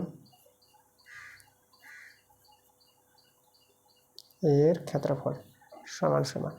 আচ্ছা, তোমাদের একটু এখানে বলে রাখি একটা কথা, যে এই যে নিয়মটা আসছে না, এই নিয়মটা স্থানাঙ্ক জ্যামিতি, যেটা 19 নম্বর অধ্যায় আছে, 19 নম্বর 20 নম্বর অধ্যায়, তোমরা 20 নম্বর অধ্যায় পাবা স্থানাঙ্ক জ্যামিতি। ঠিক আছে, ত্রিভুজের ক্ষেত্রফল স্থানাঙ্ক জ্যামিতি। তো এটা 3rd ইউনিট টেস্টের সব অঙ্কগুলো আছে, যেহেতু 2nd ইউনিট টেস্টে দেওয়া হয়ে গেছে। তো যাই হোক, আমাদের এখানে মানে তৃতীয় পর্যায়ক্রমিক মূল্যায়নের নিয়মটা আমাদের কাজে লাগাতে হবে। মানে স্থানাঙ্ক জ্যামিতি যে 20 নম্বর অধ্যায়, সেখানকার নিয়মগুলো কিন্তু কাজে লাগছে আমাদের। ওকে, আগে থেকে তোমরা জেনে নাও। একই নিয়মটা আমরা সূত্র যেটা অ্যাপ্লাই করব, হাফ ইন্টু, দেখো আবার সূত্রটা তোমাদের বোঝাই, যে প্রথমে x1 দেবা, তারপর এখানে y2 মাইনাস y3 হয়ে যাবে। x1 y2, দেখো 1 2 3 পরপর দাঁড়াবে, তাহলে x1 হয়ে গেল, তো x2, তাহলে x2 হয়ে গেছে, তো 3 হবে, তা 3 বলতে y3 এখানে হবে, y3 মাইনাস 3, 3 পর কিন্তু 1-এ চলে আসবে আবার। এবার x2, তো এখানে x3 নেবা, তারপর এখানে নিয়ে নিবা 3 আছে, তো এখানে y1 হবে, 3 পর 1 ফিরে আসবে, y1 মাইনাস y2 মড। চলো মানগুলো বসাই। x1 দেখো আমাদের 0, তাহলে x1 যখন 0, তাহলে পুরোটা কিন্তু আমাদের 0 হয়ে যাবে। দেখো, এটা পুরোটা 0 করে দিলাম। এবার x2 আমাদের কত আছে, 3 আছে, তাহলে x2-র জায়গায় আমি 3 বসাবো। আর y3 দেখো 4 আছে, y3-র জায়গায় আমি 4 বসালাম, মাইনাস। এবার y1 দেখো -4। এবার লক্ষ্য করো, এখানে মাইনাস আছে, আবার y1টা আবার -4, তাহলে মাইনাস আর এই মাইনাসে প্লাস হয়ে যাবে, এই মাইনাসে প্লাস করে দিলাম আমি একবারে। তারপরে y1-এর মানটা যে 4 আমি এখানে বসিয়ে দিব। ঠিক আছে, আচ্ছা, তারপরে দেখো প্লাস x3 দেখো, x3টা কিন্তু 0 আছে, লক্ষ্য করো x3 0, তাহলে এটা 0 বলতে পুরো মানটাই 0 হয়ে যাবে। এটা যখন 0, তাহলে সবাই 0, 0-এর সঙ্গে যাই গুণ হয় 0-ই হয়। মড আমরা লিখব বর্গ একক, 1/2, তাহলে আমাদের রয়ে গেল, দেখো এখানে মড, এই যে 3 গুণিত 4 4 16, সরি 4 4 16 বলতে এই যে 4 আর 4 যোগ হবে, এটা আমাদের 8 দাঁড়াবে। ওকে, মড 1/2, তাহলে এখানে দেখো 8 3, এখানে কিন্তু আমরা কিন্তু 24 পেয়ে যাচ্ছি। 8 3 24, তাহলে 2 কাটাকাটি করে, 2 1 2, 2 দিয়ে 4, আমরা পেয়ে গেলাম এখানে 12 বর্গ একক। দেখো, তাহলে আমাদের এই যে চতুর্ভুজটা ছিল না, নিশ্চয়ই আমাদের বর্গক্ষেত্র বা আয়তক্ষেত্র ছিল, বা সামুদ্রিক ছিল যে কোনো, কারণ বর্গক্ষেত্র বা আয়তক্ষেত্র বা সামুদ্রিকের একটি কর্ণ সেই সামুদ্রিকটাকে বা বর্গক্ষেত্রটাকে বা আয়তক্ষেত্রকে সমান দুটি ত্রিভুজে বিভক্ত করে। তো যাই হোক, এখানে সমান এসেছে বলে। আচ্ছা, এখন কিন্তু আমরা পেয়ে যাব ABCD চতুর্ভুজের ক্ষেত্রফল পেয়ে যাবো, দুটো ত্রিভুজের ক্ষেত্রফলটাকে যোগ করে। তো চলো আমি এখানে তোমাদের লিখে দেখাচ্ছি। আমরা এখন দেখাবো যে চতুর্ভুজ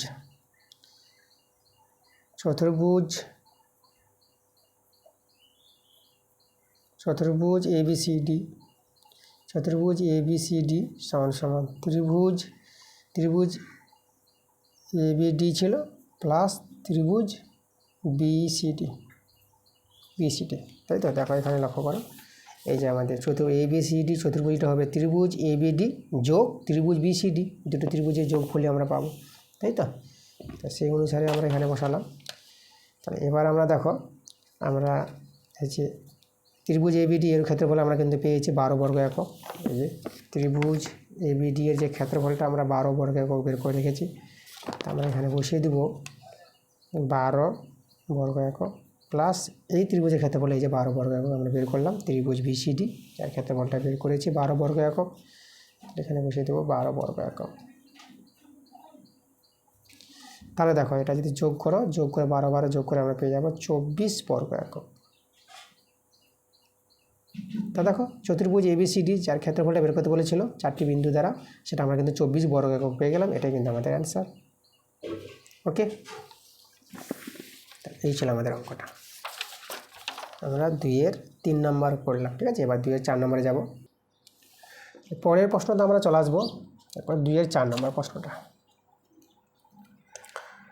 এবার 2-এর 4-এর প্রশ্নটা কি বলছে এখানে, 60 মিটার দীর্ঘ এবং 40 মিটার বিস্তৃত একটি খেলার মাঠকে বেষ্টন করে 1 মিটার চওড়া একটি রাস্তা আছে, রাস্তাটির ক্ষেত্রফল বের করতে বলেছে। আচ্ছা, আমাদের যে মাঠ আছে সেটা আয়তক্ষেত্র করা আছে, মাঠটি যদি আমি তৈরি করি তাহলে এই হচ্ছে, দেখো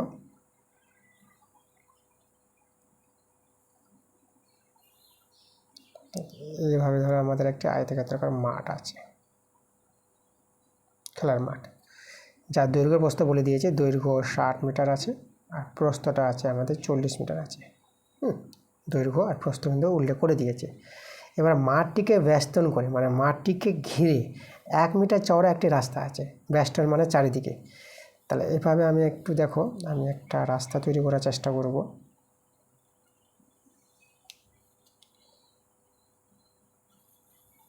চারিদিকে সমান চওড়া দেখাবা, চওড়াটা একটু সমান দেখাতে হবে, যাই হোক এভাবে আমি তৈরি করলাম। তাহলে এই যে দেখো, মাঠটিকে বেষ্টন করে বা ঘিরে 1 মিটার চওড়া, মানে 1 মিটার চওড়াটা আছে কিন্তু 1 মিটার চওড়া একটি রাস্তা আছে। তাহলে যে রাস্তাটা আছে না, এই রাস্তাটির ক্ষেত্রফল কিন্তু আমাদের বের করতে বলেছে। তো দেখো প্রথমে আমরা এই যে মাঠটা ছিল, সেই মাঠের ক্ষেত্রফল আমরা বের করতে পারবো, মাঠটি আয়তক্ষেত্রাকার, দৈর্ঘ্য ইন্টু প্রস্থ। তো চলো আমরা প্রথমে মাঠের ক্ষেত্রফলটা বের করে নিই। কারণ দেখো রাস্তার ক্ষেত্রফল কী করে পাবো, তোমরা দেখো মাঠের ক্ষেত্রফল, এই যে মাঠটি আছে মাঠের ক্ষেত্রফল বের করব, এবং রাস্তা সমেত যে মাঠটি আছে তার ক্ষেত্রফল বের করব। এবার রাস্তা সমেত মাঠটির ক্ষেত্রফল থেকে মাঠের ক্ষেত্রফলে যদি বিয়োগ করে দিই, তখনই আমাদের এই যে রাস্তাটা আছে না, রাস্তার ক্ষেত্রফল পেয়ে যাব। তাই তো, সম্পূর্ণ ক্ষেত্রফল থেকে ভিতরের ক্ষেত্রফলটা বাদ দিলেই তো রাস্তার ক্ষেত্রফল পাবা। দেখো খুব সহজে হয়ে যাবে। চলো আমরা এখন মাঠের ক্ষেত্রফল বের করব। তো আমরা লিখব যে অতএব মাঠের ক্ষেত্রফল, দৈর্ঘ্য ইন্টু প্রস্থ, দৈর্ঘ্য হচ্ছে আমাদের 60, প্রস্থ হচ্ছে আমাদের 40, আর এককটা বর্গ মিটার, 6×4 = 24, আর দুটো শূন্য বসে যাবে, 2400 বর্গ মিটার। তাহলে মাঠের ক্ষেত্রফল দেখো, এই জায়গাটা কিন্তু ক্ষেত্রফলটা বের করে নিলাম। এখন আমরা এই যে রাস্তা সমেত আমরা মাঠের ক্ষেত্রফল বের করব। তার জন্য রাস্তা সমেত মাঠের দৈর্ঘ্য বের করতে হবে আর রাস্তা সমেত মাঠের প্রস্থ বের করতে হবে। তো চলো আমরা এখন লিখব রাস্তা সমেত মাঠের দৈর্ঘ্য। দেখো রাস্তা সমেত মাঠের দৈর্ঘ্যটা, দেখো এটা তো ছিল আমাদের 60, মাঠের দৈর্ঘ্যটা ছিল 60 মিটার। তাহলে এই দৈর্ঘ্যটা কত হবে, রাস্তা সমেত মাঠের দৈর্ঘ্যটা। লক্ষ্য করো তো এখানে এই যে চওড়াটা কিন্তু 1 মিটার, এদিকে 1 মিটার আমাদের বাড়লো, এদিকে 1 মিটার বাড়লো, মানে 1 মিটার 2 মিটার বেড়েছে। তাহলে 60-এর সঙ্গে 2 মিটার যোগ করে দেখো রাস্তা সমেত মাঠের দৈর্ঘ্যটা পেয়ে যাবো। মানে আমি যদি দেখাই নিয়মটা, এই যে আমাদের 60 আছে না, এই 60-এর সঙ্গে যোগ হয়ে যাবে 1 + 1। দেখো দেখালাম যেটা, মানে এদিকে 1 এইদিকে 1, তার জন্য 1 1 লিখলাম। তাহলে আমাদের এখানে 60 + 2 মিটার, তাহলে এটা হয়ে যাবে আমাদের 62 মিটার। তাহলে একইভাবে আমরা প্রস্থটা বের করতে পারবো। এই 40-এর সঙ্গে, এই যে প্রস্থ 40 মিটারের সঙ্গে এদিকে 1 যোগ হবে, এদিকে 1, 2 যোগ হবে। তো রাস্তা সমেত মাঠের প্রস্থ, এখানে আমরা একবারে করে দিচ্ছি, 40-এর সঙ্গে কিন্তু 2 যোগ হবে, যেটা আমরা পেয়ে যাব 42 মিটার। তাহলে এরপরে দেখো যে রাস্তা সময়ের মাঠের দৈর্ঘ্য প্রস্থ বের করে নিয়েছি, এটা পেলাম আমরা 62 মিটার, আর এটা পেলাম আমরা 42 মিটার। তাহলে রাস্তা সমেত মাঠের ক্ষেত্রফল পেয়ে যাবো দৈর্ঘ্য ইন্টু প্রস্থ করে। তো লিখব রাস্তা সমেত, অতএব দেখাচ্ছে রাস্তা সমেত মাঠের ক্ষেত্রফল দৈর্ঘ্য ইন্টু প্রস্থ। দৈর্ঘ্যটা আমাদের 62 ইন্টু প্রস্থ হচ্ছে আমাদের 42। এককটা এখানে বর্গ মিটার। চলো আমরা গুণ করে নেবো 62 আর 42। এখানে গুণটা দেখাচ্ছে 62 42, 2 দিয়ে 4 6, 2 6 12, 4 দিয়ে 8 আর 4 6 24, 4 6 24, এটা 4 নামিয়ে দাও, 8 10 0, 4 1 5, হাতের 1 ছিল, এটা হবে আমাদের 6 হয়ে যাবে, আর 2টা বসে যাবে। এটা পেয়ে গেলাম 2604 বর্গ মিটার। এবার দেখো আমরা রাস্তা সমেত মাঠের ক্ষেত্রফল পেয়ে গেলাম। এই যে রাস্তার যে ক্ষেত্রফল বের করবো এখন, রাস্তা সমেত মাঠের ক্ষেত্রফল থেকে মাঠটির ক্ষেত্রফল বিয়োগ করতে হবে, তখনই কিন্তু রাস্তার ক্ষেত্রফলটা এই বেরিয়ে আসবে। এই যে 4 থেকে রাস্তাটা আছে, তো চলো আমরা সেটাই করব। তাহলে এখানে আমি লিখবো অতএব রাস্তার ক্ষেত্রফল সমান সমান, আমরা এখন দেখাবো যে এই যে রাস্তা সমেত মাঠের ক্ষেত্রফলটা আগে লিখব, এটা থেকে আমরা বিয়োগ দিয়ে দেবো, এটা 4 আছে, ঠিক আছে। 2604 থেকে আমরা বিয়োগ দেবো, যে মাঠের ক্ষেত্রফলটা বের করেছি 2400 বর্গমিটার, এটা বিয়োগ করো 2400 বর্গমিটার, একটা বর্গমিটার হবে। এখানে যদি আমরা বিয়োগটা দেখাই, দেখো এই যে 0 4, তাহলে এটা 4টা নেমে যাবে, আবার 0 0, তাহলে 0 নেমে যাবে, আর 4 কত দিলে 6, তাই তো। এই যে 3 নম্বরের সঙ্গে 3 নম্বর, 4 কত দিলে 6 2, আর 2 2 মিলে গেল, তাহলে 204 বর্গ মিটার। দেখো এটাই কিন্তু রাস্তার ক্ষেত্রফল, যেটা আমরা বের করে নিলাম। ওকে, এভাবে কিন্তু আমাদের অঙ্কটা হবে 2 এর 4 নাম্বার। পরের প্রশ্নতে চলে আসবো 2 এর 5 নাম্বার প্রশ্ন। 2 এর 5-এর দেখো নিচের পরিসংখ্যা বিভাজন ছক, এই যে পরিসংখ্যা বিভাজন ছকটা আছে, এই ছক থেকে বলেছে ক্রমযৌগিক পরিসংখ্যা বিভাজন ছক তৈরি করতে বলেছে। উভয় প্রকার বলতে আমাদের আছে, দেখো ক্ষুদ্রতর সূচক ক্রমযৌগিক পরিসংখ্যা আছে একটা ছক, আর একটা আছে বৃহত্তর সূচক ক্রমযৌগিক পরিসংখ্যা। তা দুটোই করতে বলেছে, উভয় প্রকার। ওকে, যাই হোক 2 নম্বরের জন্য এখানে একটু বড় হয়ে যাবে। তো তোমাদের দেখায়, যখন বলেছি প্রশ্নে আমি দুটোই দেখাবো এখানে। প্রথমে আমি তোমাদের দেখাবো ক্ষুদ্রতর সূচক ক্রমযৌগিক পরিসংখ্যা, ঠিক আছে। তো চলো, তা আমি এখানে ছকটা তৈরি করে দেখাচ্ছি।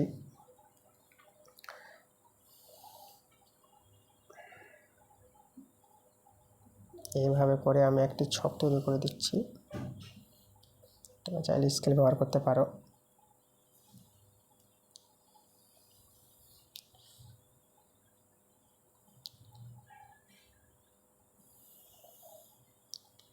এখানে আমি 2টো ঘর করব।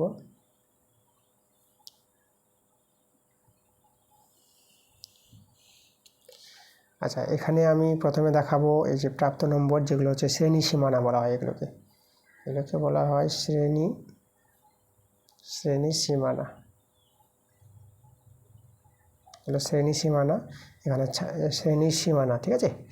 এই যে শ্রেণী সীমানা, আর শ্রেণী সীমানাগুলোকে এখানে বলেছে প্রাপ্ত নম্বর। আমি এখানে লিখে দেবো যে প্রাপ্ত নম্বর।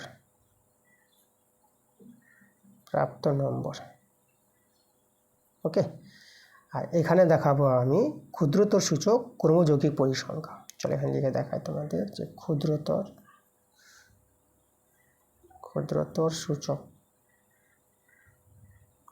সূচক ক্রমযৌগিক পরিসংখ্যা।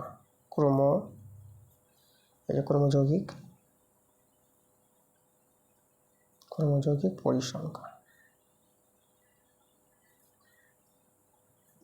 এইভাবে তোমরা আগে লিখে দিবা। আচ্ছা, এবার দেখো এখানে আমি ছক তৈরি করে দেখাবো। আমি একটা ঘর করলাম, এভাবে ঘর করে নেবা।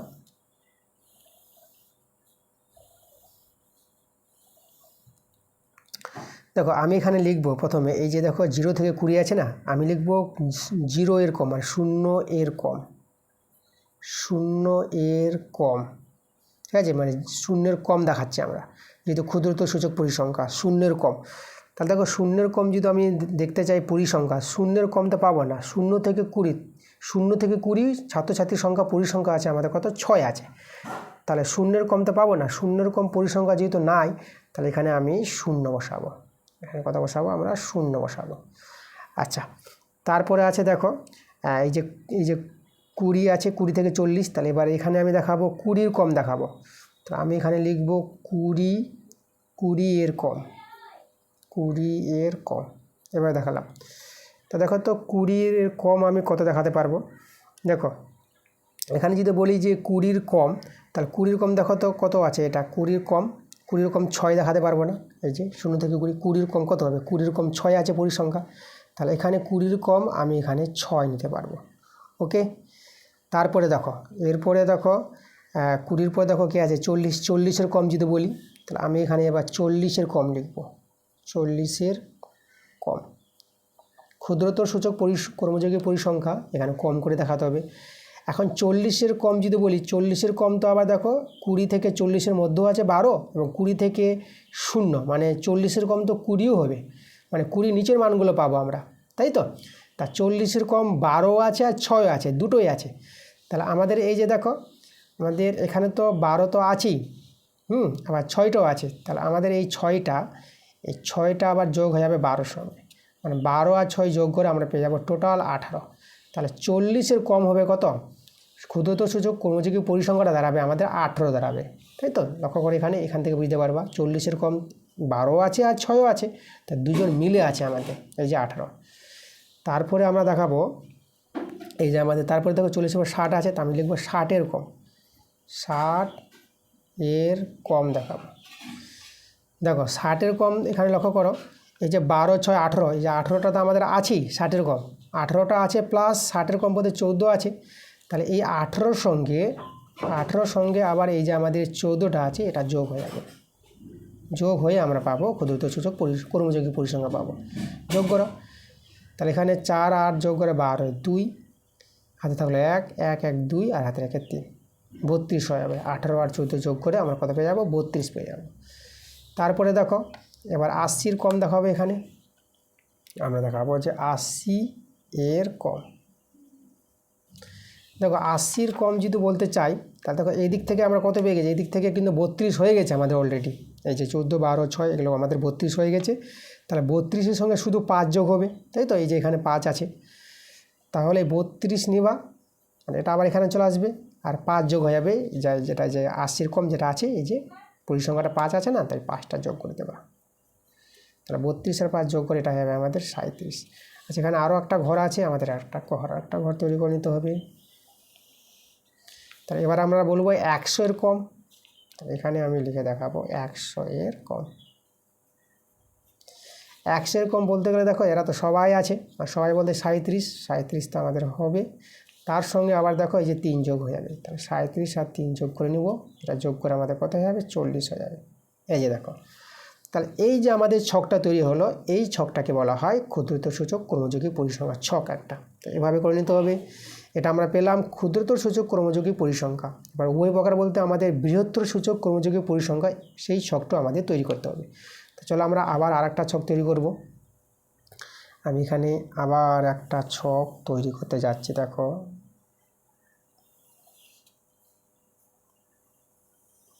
আবার আমি দেখাবো,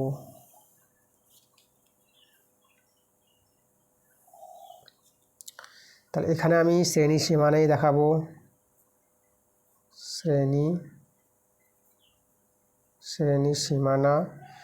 শ্রেণী সীমানাগুলো আছে প্রাপ্ত নম্বর, আমি প্রাপ্ত নম্বর লিখে দেব। আর এখানে আমি লিখব বৃহত্তর সূচক কর্মযোগী পরিসংখ্যা। চলো বৃহত্তর সূচক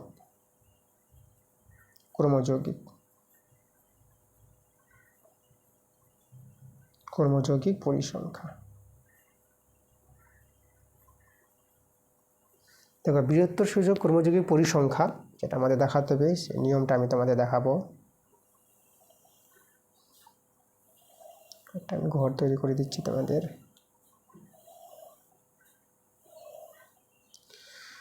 দেখো প্রথমে যদি আমি দেখি, চলো এখানে আমি এভাবে করে দিই।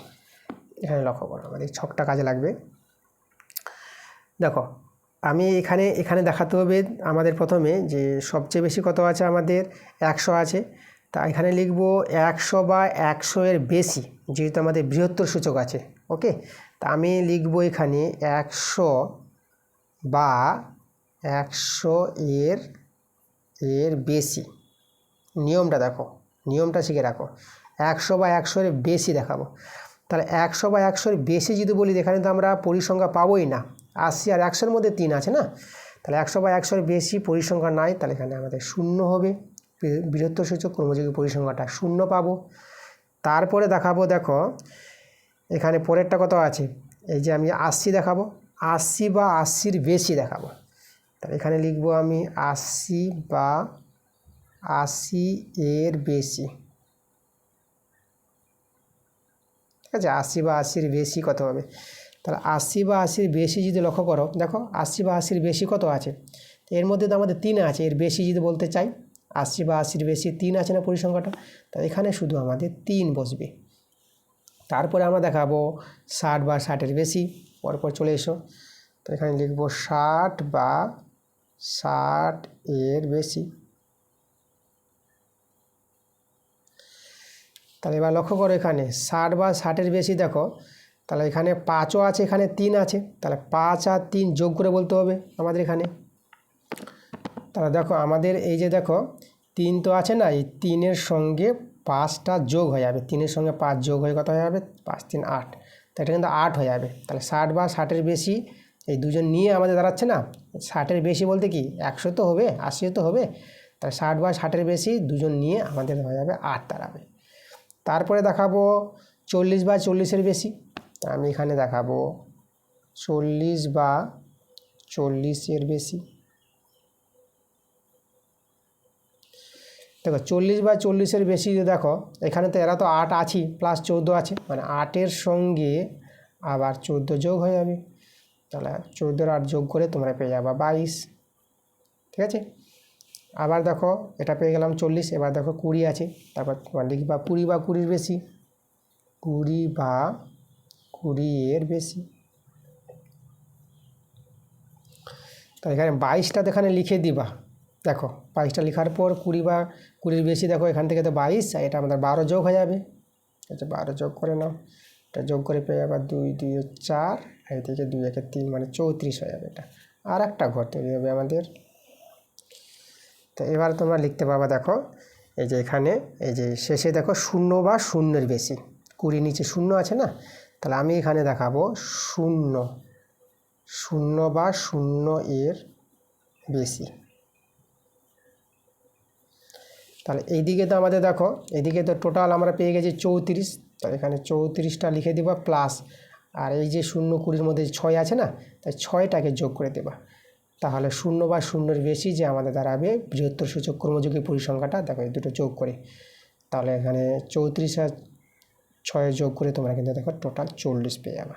এই যে দেখো, তাহলে আমরা পেয়ে গেছি। লক্ষ্য করো এখানে আমাদের যে করতে বলেছিল, এই যে দেখো এই যে পরিসংখ্যা ছক থেকে ক্রমযৌগিক উভয় প্রকার পরিসংখ্যা বিভাজন, উভয় প্রকার মানে আমাদের যেটা করতে হবে, ক্ষুদ্রতর সূচক ক্রমযৌগিক পরিসংখ্যা এই যে ছক যেটা আমরা তৈরি করলাম, একদম নিয়মটা মনে রাখবা।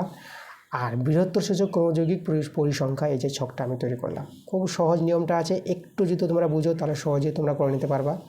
ঠিক আছে, চলো পরের প্রশ্নগুলোতে আমরা চলে আসবো। পরের পেজে তোমরা চলে আসবা 199 পেজে। দেখো বড় প্রশ্নগুলো, এরপরে বড় প্রশ্নগুলো যেগুলো বইয়ের বাইরের প্রশ্ন থাকবে সেই প্রশ্নগুলো করাবো। 3-এর দাগে 4-এর দাগে এই অঙ্কগুলো সব বই থেকে পেয়ে যাবা। বইয়ের প্রশ্ন তোমাদের কোনো চিন্তা নাই, বইয়ের প্রশ্নগুলো আমি ছেড়ে দিচ্ছি এই জন্য। ঠিক আছে, বড় প্রশ্নগুলো এই যে বইয়ের প্রশ্ন যেগুলো আছে বড় প্রশ্নগুলো, তো বইয়ের প্রশ্নগুলোর ক্লাস দেওয়া হয়ে গেছে। বইয়ের প্রশ্নগুলো তোমরা যদি দেখতে চাও তো আমার চ্যানেলে ভিজিট করো, তোমরা প্লে লিস্টে চলে যাবা, সেখানে ক্লাস 9 ম্যাথ বলে প্লে লিস্ট তৈরি করা আছে, সেখান থেকে গিয়ে তোমরা বইয়ের প্রশ্নগুলো দেখতে পারবা। এই জন্য আমি বইয়ের অঙ্কগুলো ছেড়ে দিচ্ছি, কারণ প্রচুর অঙ্ক, এত অঙ্ক করালে পরে সবগুলো স্কুল শেষ করা খুব মুশকিল। আমরা শুধু বইয়ের বাইরের অঙ্কগুলো করাবো। ঠিক আছে, কিন্তু তোমাদের যেটা বলবো যে 6-এর দাগে যে অঙ্কগুলো আছে 6 অথবা এই যে জ্যামিতিক প্রয়োগ, এই জ্যামিতিক প্রয়োগ অঙ্কগুলো শুধু করাই, বই থেকে থাকলেও করাই এবং বইয়ের বাইরে থাকলে অবশ্যই করাই। ঠিক আছে, এখানে 6 এবং 6 অথবা দুটোই অঙ্ক বইয়ের বাইরের প্রশ্ন আছে, আমরা করাবো অলরেডি। চলো প্রথমে আমরা 6-এর জ্যামিতিক প্রয়োগটা করাই। আর 6 নম্বর জ্যামিতিক যে প্রয়োগটা আছে এটা আমাদের প্রশ্নটাকে দেখে নিতে হবে ভালো করে।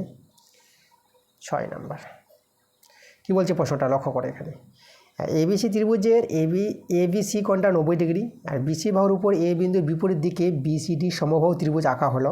ডি বিন্দু দিয়ে বি এর সমান্তরাল সরলরেখা আঁকা হলো, যেটি বিসি ও এসি কে যথাক্রমে ই ও এফ বিন্দুতে ছেদ করলো। প্রমাণ করো যে বিএফ সমান হাফ এসি। দেখো কত বড় প্রশ্ন আছে, একদম ছবি তৈরি করে তারপর প্রশ্নটা ভালো করে বুঝতে হবে। ছবির আগে তৈরি করব। এখানে যে আমি চিত্রগুলো দেখাবো, ছবিগুলো আমি স্থানাঙ্ক জ্যামিতি মানে এক্স অক্ষ ওয়াই অক্ষর পরে দেখাবো। মানে এক্স অক্ষ ওয়াই অক্ষ দেখো আমি আগে তৈরি করে নিচ্ছি। প্রথমে আমি তো এখানে তোমাদের ওয়াই অক্ষ দেখালাম, তারপরে আমি এটা দেখাবো এক্স অক্ষ। এই যে আমাদের এক্স অক্ষ, এটা হচ্ছে এক্স অক্ষ, এটা এক্স ড্যাশ হয়, এদিকে দেখাই যে ওয়াই, এদিকে ওয়াই ড্যাশ। হ্যাঁ, এবার আমাদের যে এবিসি ত্রিভুজটা সমকোণী ত্রিভুজ আছে না, দেখো সমকোণী ত্রিভুজটা যদি আমি তোমাদের তৈরি করে দেখাই, তাহলে আমি এই জায়গায় দেখো, এই জায়গায় আমি একটা বিন্দু নিয়ে নিলাম, এ বিন্দু। আমরা এ বিন্দু নিয়ে নিলাম। এই বিন্দুটাকে মূল বিন্দুটাকে আমি বি বিন্দু নিয়ে নেব। এটা মূল বিন্দু স্থানাঙ্ক তোমাদের যেটা জানতে হবে, এটা 0,0 হয়, ঠিক আছে।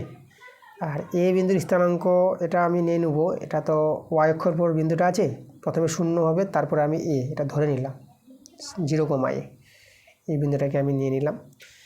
আচ্ছা, তারপরে দেখো এ বি সি, তাহলে সি বিন্দু আমি ধরো এই জায়গায় নিচ্ছি, এখানে আমি সি বিন্দু নিয়ে নেব এই জায়গায়।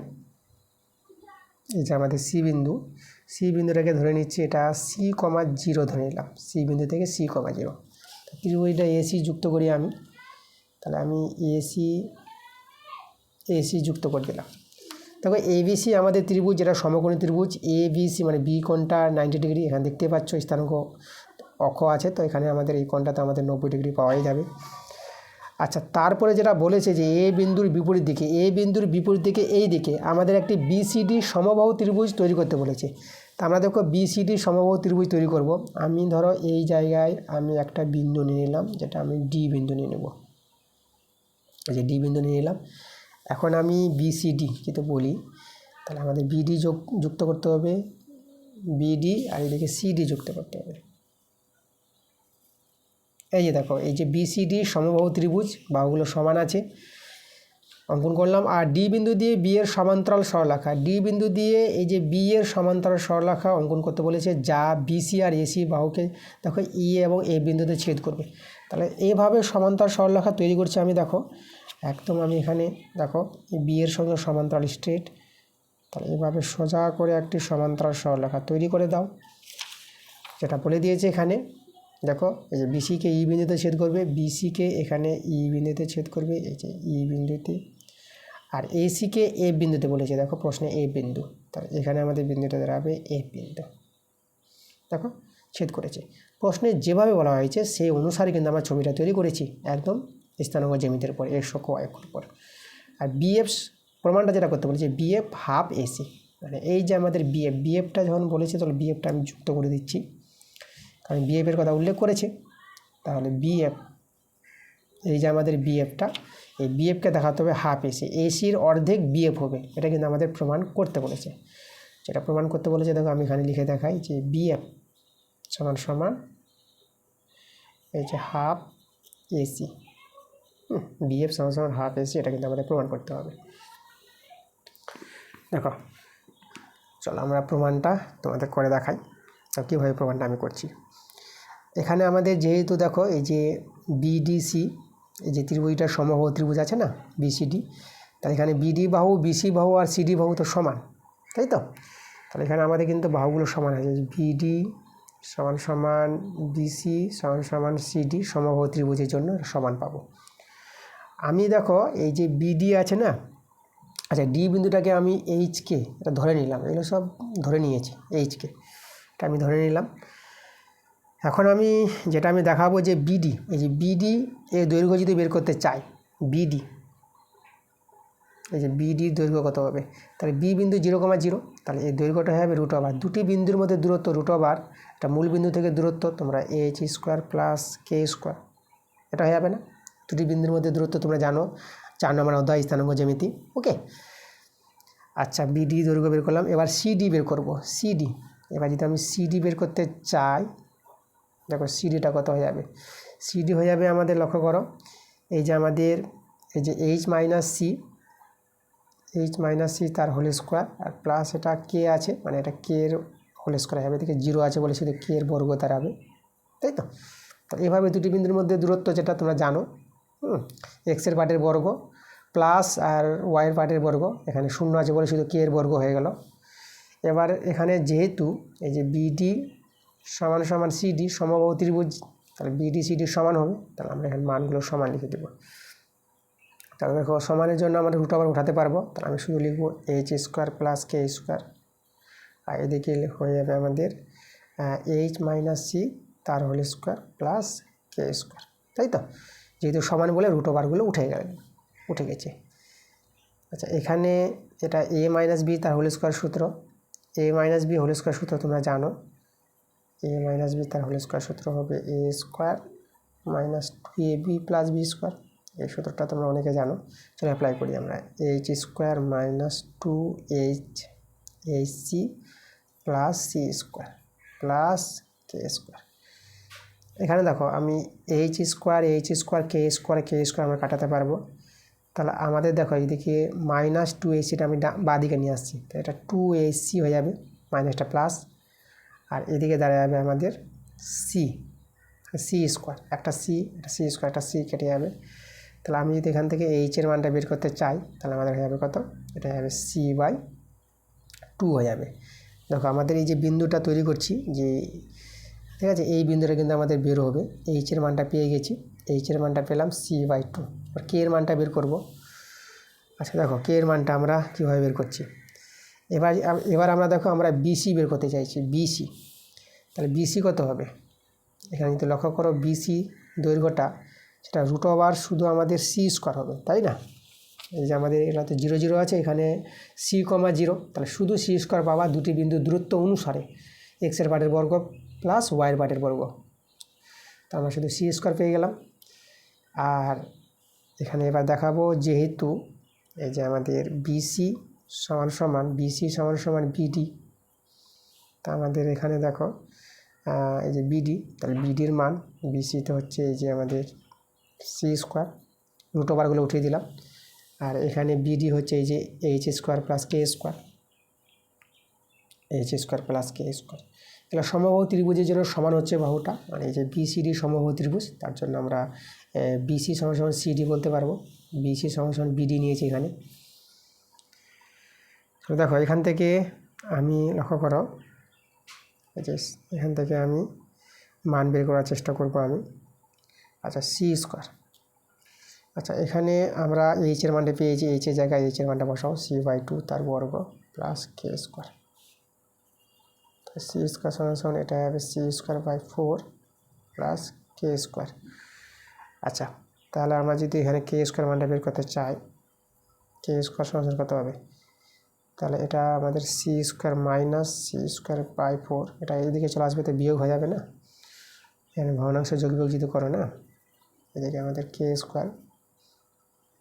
তাহলে এখানে দেখো এটা লসাগু 4, এটা 4c² মাইনাস c², তাহলে kc², মানে এটা আমাদের 3c²/4 দাঁড়াবে। এখান থেকে যদি আমি কে এর মানটা বের করতে চাই, তাহলে আমাদের এখানে অতএব কে কত হবে? দেখো কে হয়ে যাবে √3c²/4, আমাদের c আছে, তাহলে কে সমান হয়ে যাবে আমাদের, দেখো এখানে √3, এটা সিটা বেরিয়ে আসবে, আর 4-এর বর্গমূল 2, বর্গমূলটা আছে, হ্যাঁ 4-এর বর্গমূল 2 হয়ে যাবে। দেখো কে এর মান পেয়ে গেলাম √3c/2, চলো এখানে বসিয়ে দিই আমি কমা, কে এর মানটা পেলাম √3c/2। দেখো এই বিন্দুটা আমরা বের করে নিয়ে এলাম। আচ্ছা এখন দেখো, এখন আমরা তোমাদের যেটা আমি দেখাবো,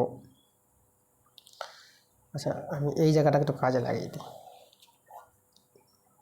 দেখো এই জায়গাটা, দেখো এখানে যেহেতু এখানে প্রশ্ন অনুসারে দেখো এই যে আমাদের এই যে ডিএফটা আছে, ডিএফটা কিন্তু এখানে বি এর সঙ্গে সমান্তরাল আছে, যেহেতু ডিএফ সমান্তরাল বিএ, তাই তো এভাবে আমাদের প্রশ্নে বলে দিয়েছিল, এই যে এবির সঙ্গে সমান্তরাল রেখা তৈরি করতে বলেছিল। তাহলে দেখো এখানে এই যে ডিএফটা যদি এবি এর সমান্তরাল হয়, তাহলে এই যে ওয়াই অক্ষটা আছে না এবিটা, তাহলে ওয়াই অক্ষের সমান্তরাল সরলরেখা যেটা ডিএফ, তার সমান্তরাল সরলরেখার সমীকরণ মানে ডিএফ এর সমীকরণটা কিন্তু আমরা বলতে পারবো। এখানে আমরা অতএব যদি বলি যে ডিএফ এর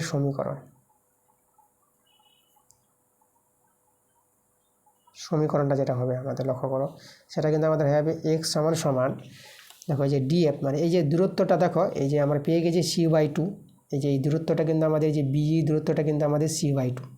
তাহলে বিই দূরত্ব যদি c/2 হয়, তাহলে ওয়াই অক্ষের সমান্তরাল সরলরেখা যেটা যে ডিএফ এর সমীকরণটা সেটা হবে x = c/2 হবে। এটা তোমাদের জানতে হবে। ওয়াই অক্ষের সমান্তরাল সরলরেখা বলতে গেলে x সমান কোন একটা মান পাবা, কোন একটা মান বলতে সেই সমান্তরাল সরলরেখাটা ওয়াই অক্ষ থেকে কত দূরত্বে আছে, দূরত্বটা কিন্তু আমাদের দেখো এই যে আমাদের c/2, তাই তো এদিকে c/2, তারপরে এটা নিচেরটা। ওকে, তা আমরা কিন্তু এই যে বিই দূরত্ব c/2 বলে আমরা দেখো x সমান c/2 আমরা পেয়ে যাব। এভাবে কোনো একটি ওয়াই অক্ষের সমান্তরাল সরলরেখার সমীকরণ কিন্তু বের করা হয়। ওকে, আচ্ছা এবার আমরা এখন এই যে এসি আছে না, এসি সরলরেখার সমীকরণ বের করব, কারণ ডিএফ আর এসি এফ বিন্দুতে ছেদ করেছে, তখন কিন্তু আমরা এফ বিন্দুর স্থানাঙ্ক আমরা বের করতে পারবো। তা চলো তাহলে এখন আমরা এসি সমীকরণটা আছে না, এসি সমীকরণের এসি যে সরলরেখা আছে এসি সরলরেখার সমীকরণ বের করার চেষ্টা করছি। তা দেখো এসির সমীকরণটা বের করার জন্য তোমাদের আমি একটা জিনিস দেখাবো, যে এই বিন্দুটাকে আমি ধরে নেব, এটাকে বলবো যে x1, y1, আর এই যে সি বিন্দুটাকে আমি বলবো এটা x2, y2, এভাবে ধরে নিলাম আমি। তাহলে এই অনুসারে দেখো যে এসি আমি এখন লিখছি, এখন এসি এর সমীকরণ দেখো, এই যে সমীকরণ বের করার নিয়মটা, ঠিক আছে, এটা ক্লাস 11-এ, ঠিক আছে, তোমরা যখন বড় হয়ে মাধ্যমিক পাস করে যখন ক্লাস 11-এ উঠবা, অঙ্ক নিয়ে পড়াশোনা করবা, তখন কিন্তু তোমরা দেখবা যে ক্লাস 11-এর নিয়মটা এই নিয়মটা আছে, যে নিয়মটা আমি এখানে দেখাবো তোমাদের। নিয়মটা জেনে রাখো ভালো করে। এই যে দুটি বিন্দু যদি আমাদের এভাবে হয়, আমি এখানে দুটি বিন্দু এখানে লিখে দেখাই, যে এ বিন্দুটা আছে 0, এই যে এ বিন্দুটা 0, যেটাকে আমি এখানে নিয়েছি, কত নিয়েছি x1, y1, আর সি বিন্দুটা আছে আমাদের c,0 আছে এখানে c,0, যেটাকে আমি নিয়েছি x2, y2, কারণ x1, y1, x2, y2 নিয়েছি যেহেতু সূত্রটা তৈরি করার জন্য। এসি সমীকরণ দুটি বিন্দুর, ঠিক আছে, দুটি বিন্দুর সংযোজক সরলরেখার যে সমীকরণ বের করার যে সূত্রটা ক্লাস 11-এর নিয়ম আছে, লক্ষ্য করে এখানে সেই সূত্রটা তোমরা জেনে রাখো, যে y - y1 by x - x1 সমান y2 - y1 by x2 - x1। এই যে সূত্র, এই যে এসি এর সমীকরণ, ঠিক আছে, এসি সরলরেখার সমীকরণটা এভাবে দাঁড়াবে, যেখানে এই যে এ বিন্দু সি বিন্দু স্থানাঙ্ক এই যে x1, y1 আর x2, y2। এবার আমাদের মানগুলো জানা আছে, x1 0, y1 a, এই মানগুলো আমরা এখানে বসাবো আমরা। তাহলে আমরা যদি মানটি বসাই, তাই যে y - y1 দেখো তো y1টা a আছে না, আর x - x1টা 0, তাহলে এখানে আমি 0 বসিয়ে দেবো, সমান y2 দেখো এখানে 0 আছে, তো y2 0 মাইনাস y1, এই যে y1 কিন্তু a, তো y1 a বসালাম। আর নিচে দেখো x2 কিন্তু এখানে দেখো c আছে, তাহলে এখানে c মাইনাস x1 দেখো x1 কিন্তু আমাদের এখানে 0 আছে, এই প্রথমটা x1, তাহলে এখানে আমার 0 বসে যাবে। দেখো এভাবে দাঁড়ালো। চলো এখান থেকে আমি সরল করছি, লক্ষ্য করো। আচ্ছা, এখানে আমাদের y মাইনাস a, নিচে আমাদের x, শূন্য তো দাম নাই, এখানে মাইনাস a, নিচে আমাদের c। এখানে যদি আমি বর্গমূল করে নিই, এটাই হবে আমাদের cy মাইনাস ac, আর এটা মাইনাস ax পেয়ে যাবো। আমি কোনাকুনি গুণ করে নিলাম, ঠিক আছে। এখানে আমি cy রেখে দিলাম, আর লক্ষ্য করে এখানে এই যে এসি আছে না, আমি ডান দিকে নিয়ে আসি, তাই এটা প্লাস এসি মাইনাস এসি, এটা প্লাস এসি আর মাইনাস এক্স তো আছেই, সি দিয়ে আমি ভাগ করে দিচ্ছি এখানে, তাই এটা ওয়াই হয়ে যাবে, সিটা কেটে যাবে, শুধু এ দাঁড়াবে। আর এখানে আমাদের a/c, যেখানে ভাগ যাবে না নিচে সি বসিয়ে দেবো, আর এক্সটা আমি এখানে বসাই দিই। তাহলে ওয়াই সমান সমান এ মাইনাস এ বাই সি। এক্সের মান আমাদের জানা আছে, এই যে এক্সের মান সি বাই টু। তাহলে আমি এখানে এক্সের জায়গায় আমি সি বাই টু বসাচ্ছি, মানে আমি ওয়াইয়ের মানটা বের করবো। এক্সের মান তো পেয়ে গেছি, ওয়াই মান মানে এই যে ডিএফ আর এসি এই দুটি সরলরেখাংশ এ বিন্দুতে ছেদ করেছে না, তাহলে আমরা এখানে দেখো এ বিন্দুর স্থানাঙ্ক আমরা বের করতে পারবো। এ বিন্দুর স্থানাঙ্ক আমাদের দরকার। এ বিন্দুর স্থানাঙ্ক পেয়ে গেলে আমরা দেখো এই যে বিএফ এর দৈর্ঘ্য পাবো, ঠিক আছে, বিএফ এর দৈর্ঘ্য পাবো। আর এ আর সি বিন্দুর স্থানাঙ্ক তো জানাই আছে, এসি দৈর্ঘ্য তো পাবোই। তখন আমরা বলতে পারবো যে বিএফ এর দৈর্ঘ্য আর এসি দৈর্ঘ্য অনুসারে বিএফটাকে আমরা এসির অর্ধেক দেখাতে পারবো, ঠিক আছে। এই উদ্দেশ্য অনুসারে কিন্তু আমাদের কাজগুলো করা যাচ্ছে, ভালো করে বুঝো এখানে, ঠিক আছে। অনেক নিয়ম কাজে লাগছে আমাদের। আজ এখানে সি কেটে গেল, তাহলে এখানে ওয়াই সমান সমান এ মাইনাস এখানে এ বাই টু। তাহলে এখানে যদি আমি সরলটা করে দেখাই, এখানে আমি ওয়াই মাইনাস, তাহলে এখানে 2 লসাগু 2a মাইনাস সি, মানে এখানে এ বাই টু ফিরে পাবা। তাহলে ওয়াই সমান সমান এটা এ বাই টু দাঁড়াবে। দেখো ওয়াইয়ের মান পেয়ে গেলাম। তাহলে আমরা যেটা বললাম যে এফ বিন্দুর স্থানাঙ্ক পেয়ে যাবো আমরা, অতএব লিখব যে এফ বিন্দুর স্থানাঙ্ক,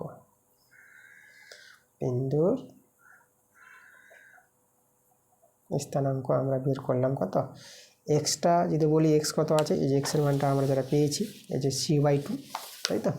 তাহলে এখানে আমি লিখব সি বাই টু কমা, আর যেটা ওয়াই আমরা বের করলাম যে ওয়াইটা আমাদের এ বাই টু, তাহলে এখানে আমাদের এ বাই টু।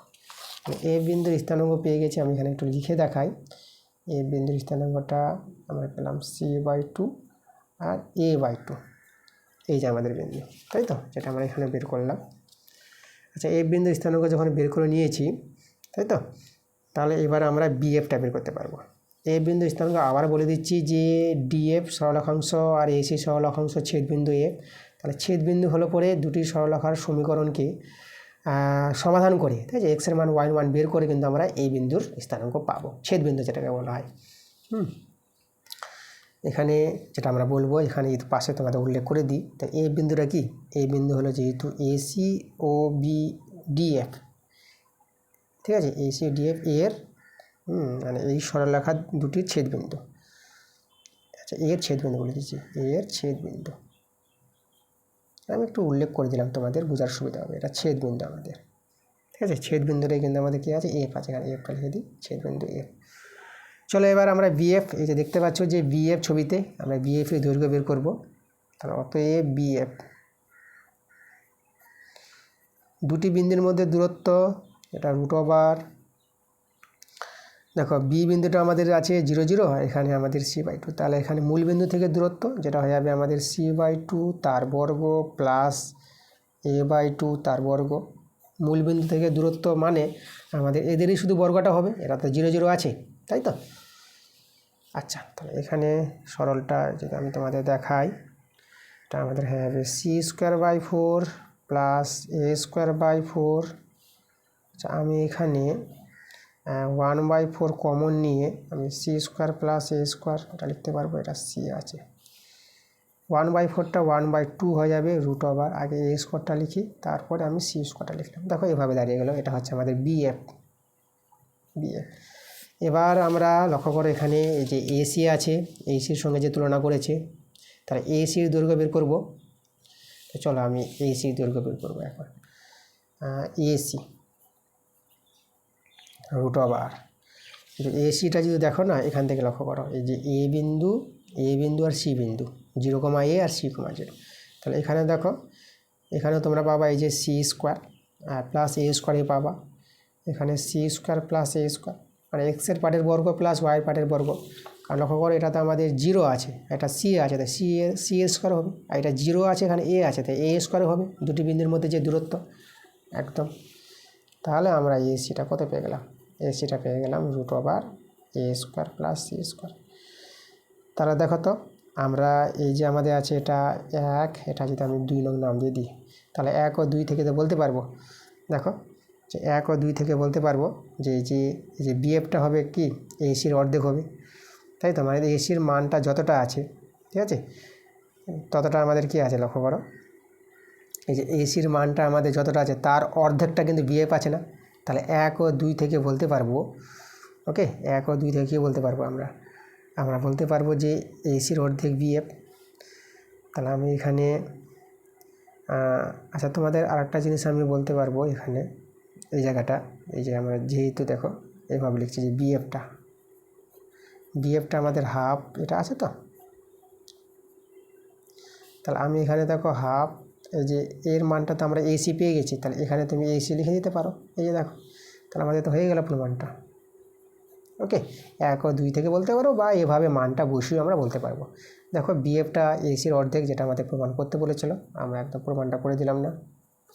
দেখো প্রমাণটা একটু বড় হয়েছে, যাই হোক, কিন্তু আমি কিন্তু বুঝিয়ে তোমাদের করিয়ে দিয়েছি, কোনো একদম অসুবিধা নাই, কমপ্লিট বুঝিয়ে দিয়েছি। শুধু আমাদের একটা ক্লাস 11-এর নিয়ম কাজে লেগেছে, একটু নিয়মটা একটু মনে রেখে দেবা। ওকে একদম তোমাদের দেখো প্রমাণটা দেখিয়ে দিয়েছি, যে প্রমাণটা কিন্তু আমাদের প্রশ্ন দেখাতে বলেছিল, এই 6 নম্বর প্রশ্নটা, বিএফটা হাফ এসি দেখাতে বলেছিল, যেটা আমরা দেখালাম। ভালো একটা প্রশ্ন ছিল। এবার 6-এর অথবাটা, দেখো 6-এর অথবাটা তোমাদের আমি যেটা বলবো, এই অঙ্কটা আমি অনেকবার ট্রাই করেছি, ঠিক আছে, আমি যেভাবে প্রশ্নে বলেছি সেই অনুসারে আমি করার চেষ্টা করেছি, প্রমাণটা কোনো কারণে আসছে না, মানে লজিক আমাদের মিলছে না। তো আমি ট্রাই করব, আবার চেষ্টা করব, যদি এটা মিলে যায়, মানে প্রশ্নটা যদি ঠিকঠাক থাকে, প্রশ্নটা ঠিকঠাক থাকলে প্রমাণ মিলে যেতে পারে, ঠিক আছে, আমি পরবর্তীতে আবার চেষ্টা করব, যদি মিলে যায় তা আমি কিন্তু অঙ্কটা তোমাদের করিয়ে দেওয়ার চেষ্টা করব, ঠিক আছে। আর তোমরা কমেন্ট করে অবশ্যই জানাবা যে প্রশ্নটা ঠিক আছে নাকি, তোমরা যদি করে থাকো তো অবশ্যই তোমরা কমেন্ট করে জানাবা তোমাদের কার এই প্রশ্নটা করা হয়ে গেছে। ওকে আমি তো ট্রাই করছি, তো মিলেনি, যাই হোক, তো আমি আবার চেষ্টা করব, হয়ে গেলে পরে অবশ্যই তোমাদের করিয়ে দেবো।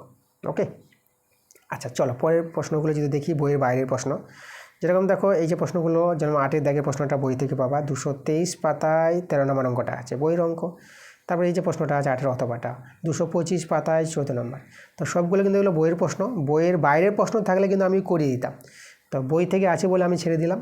আমি বললাম যে বইয়ের বাইরের প্রশ্নগুলো যেগুলো থাকে বইয়ের বাইরের প্রশ্ন সেগুলোই করাই, এবং বই থেকে যেগুলো প্রশ্ন আছে এগুলো যে বইয়ের প্রশ্নগুলো আছে বলে আমি ছেড়ে দিচ্ছি, আর বইয়ের প্রশ্নগুলো তোমরা পেয়ে যাবো, আমি তোমাদের আগেও বললাম, আর আমি বারে বারে বলছি না, ঠিক আছে। তো এই ছিল আমাদের আজকে ক্লাস, আজকে যে আমরা 13 নম্বর স্কুল নিয়েছিলাম, তো 13 নম্বর স্কুল দেখো কমপ্লিট, 13 নম্বর স্কুল তোমাদের সম্পূর্ণ সবগুলো অঙ্ক ভালো করে করে দিয়েছি। আজকে ক্লাসের অঙ্কগুলো কিন্তু আমাদের ভালোই গুরুত্বপূর্ণ ছিল, ভালো করে মনোযোগ সহকারে ক্লাসটা দেখো, একবারে না বুঝতে পারলে তোমরা পুনরায় দুবারে বুঝো, তোমরা কিন্তু সব অঙ্ক বুঝতে পারবা, ঠিক আছে। তো আজকে ক্লাসটা যদি ভালো লাগে অবশ্যই তোমাদের ভিডিওতে লাইক করতে হবে এবং ভিডিওটা বন্ধুদের কাছে শেয়ার করে দিতে হবে, ঠিক আছে। তোমরা সবাই ভালো থেকো।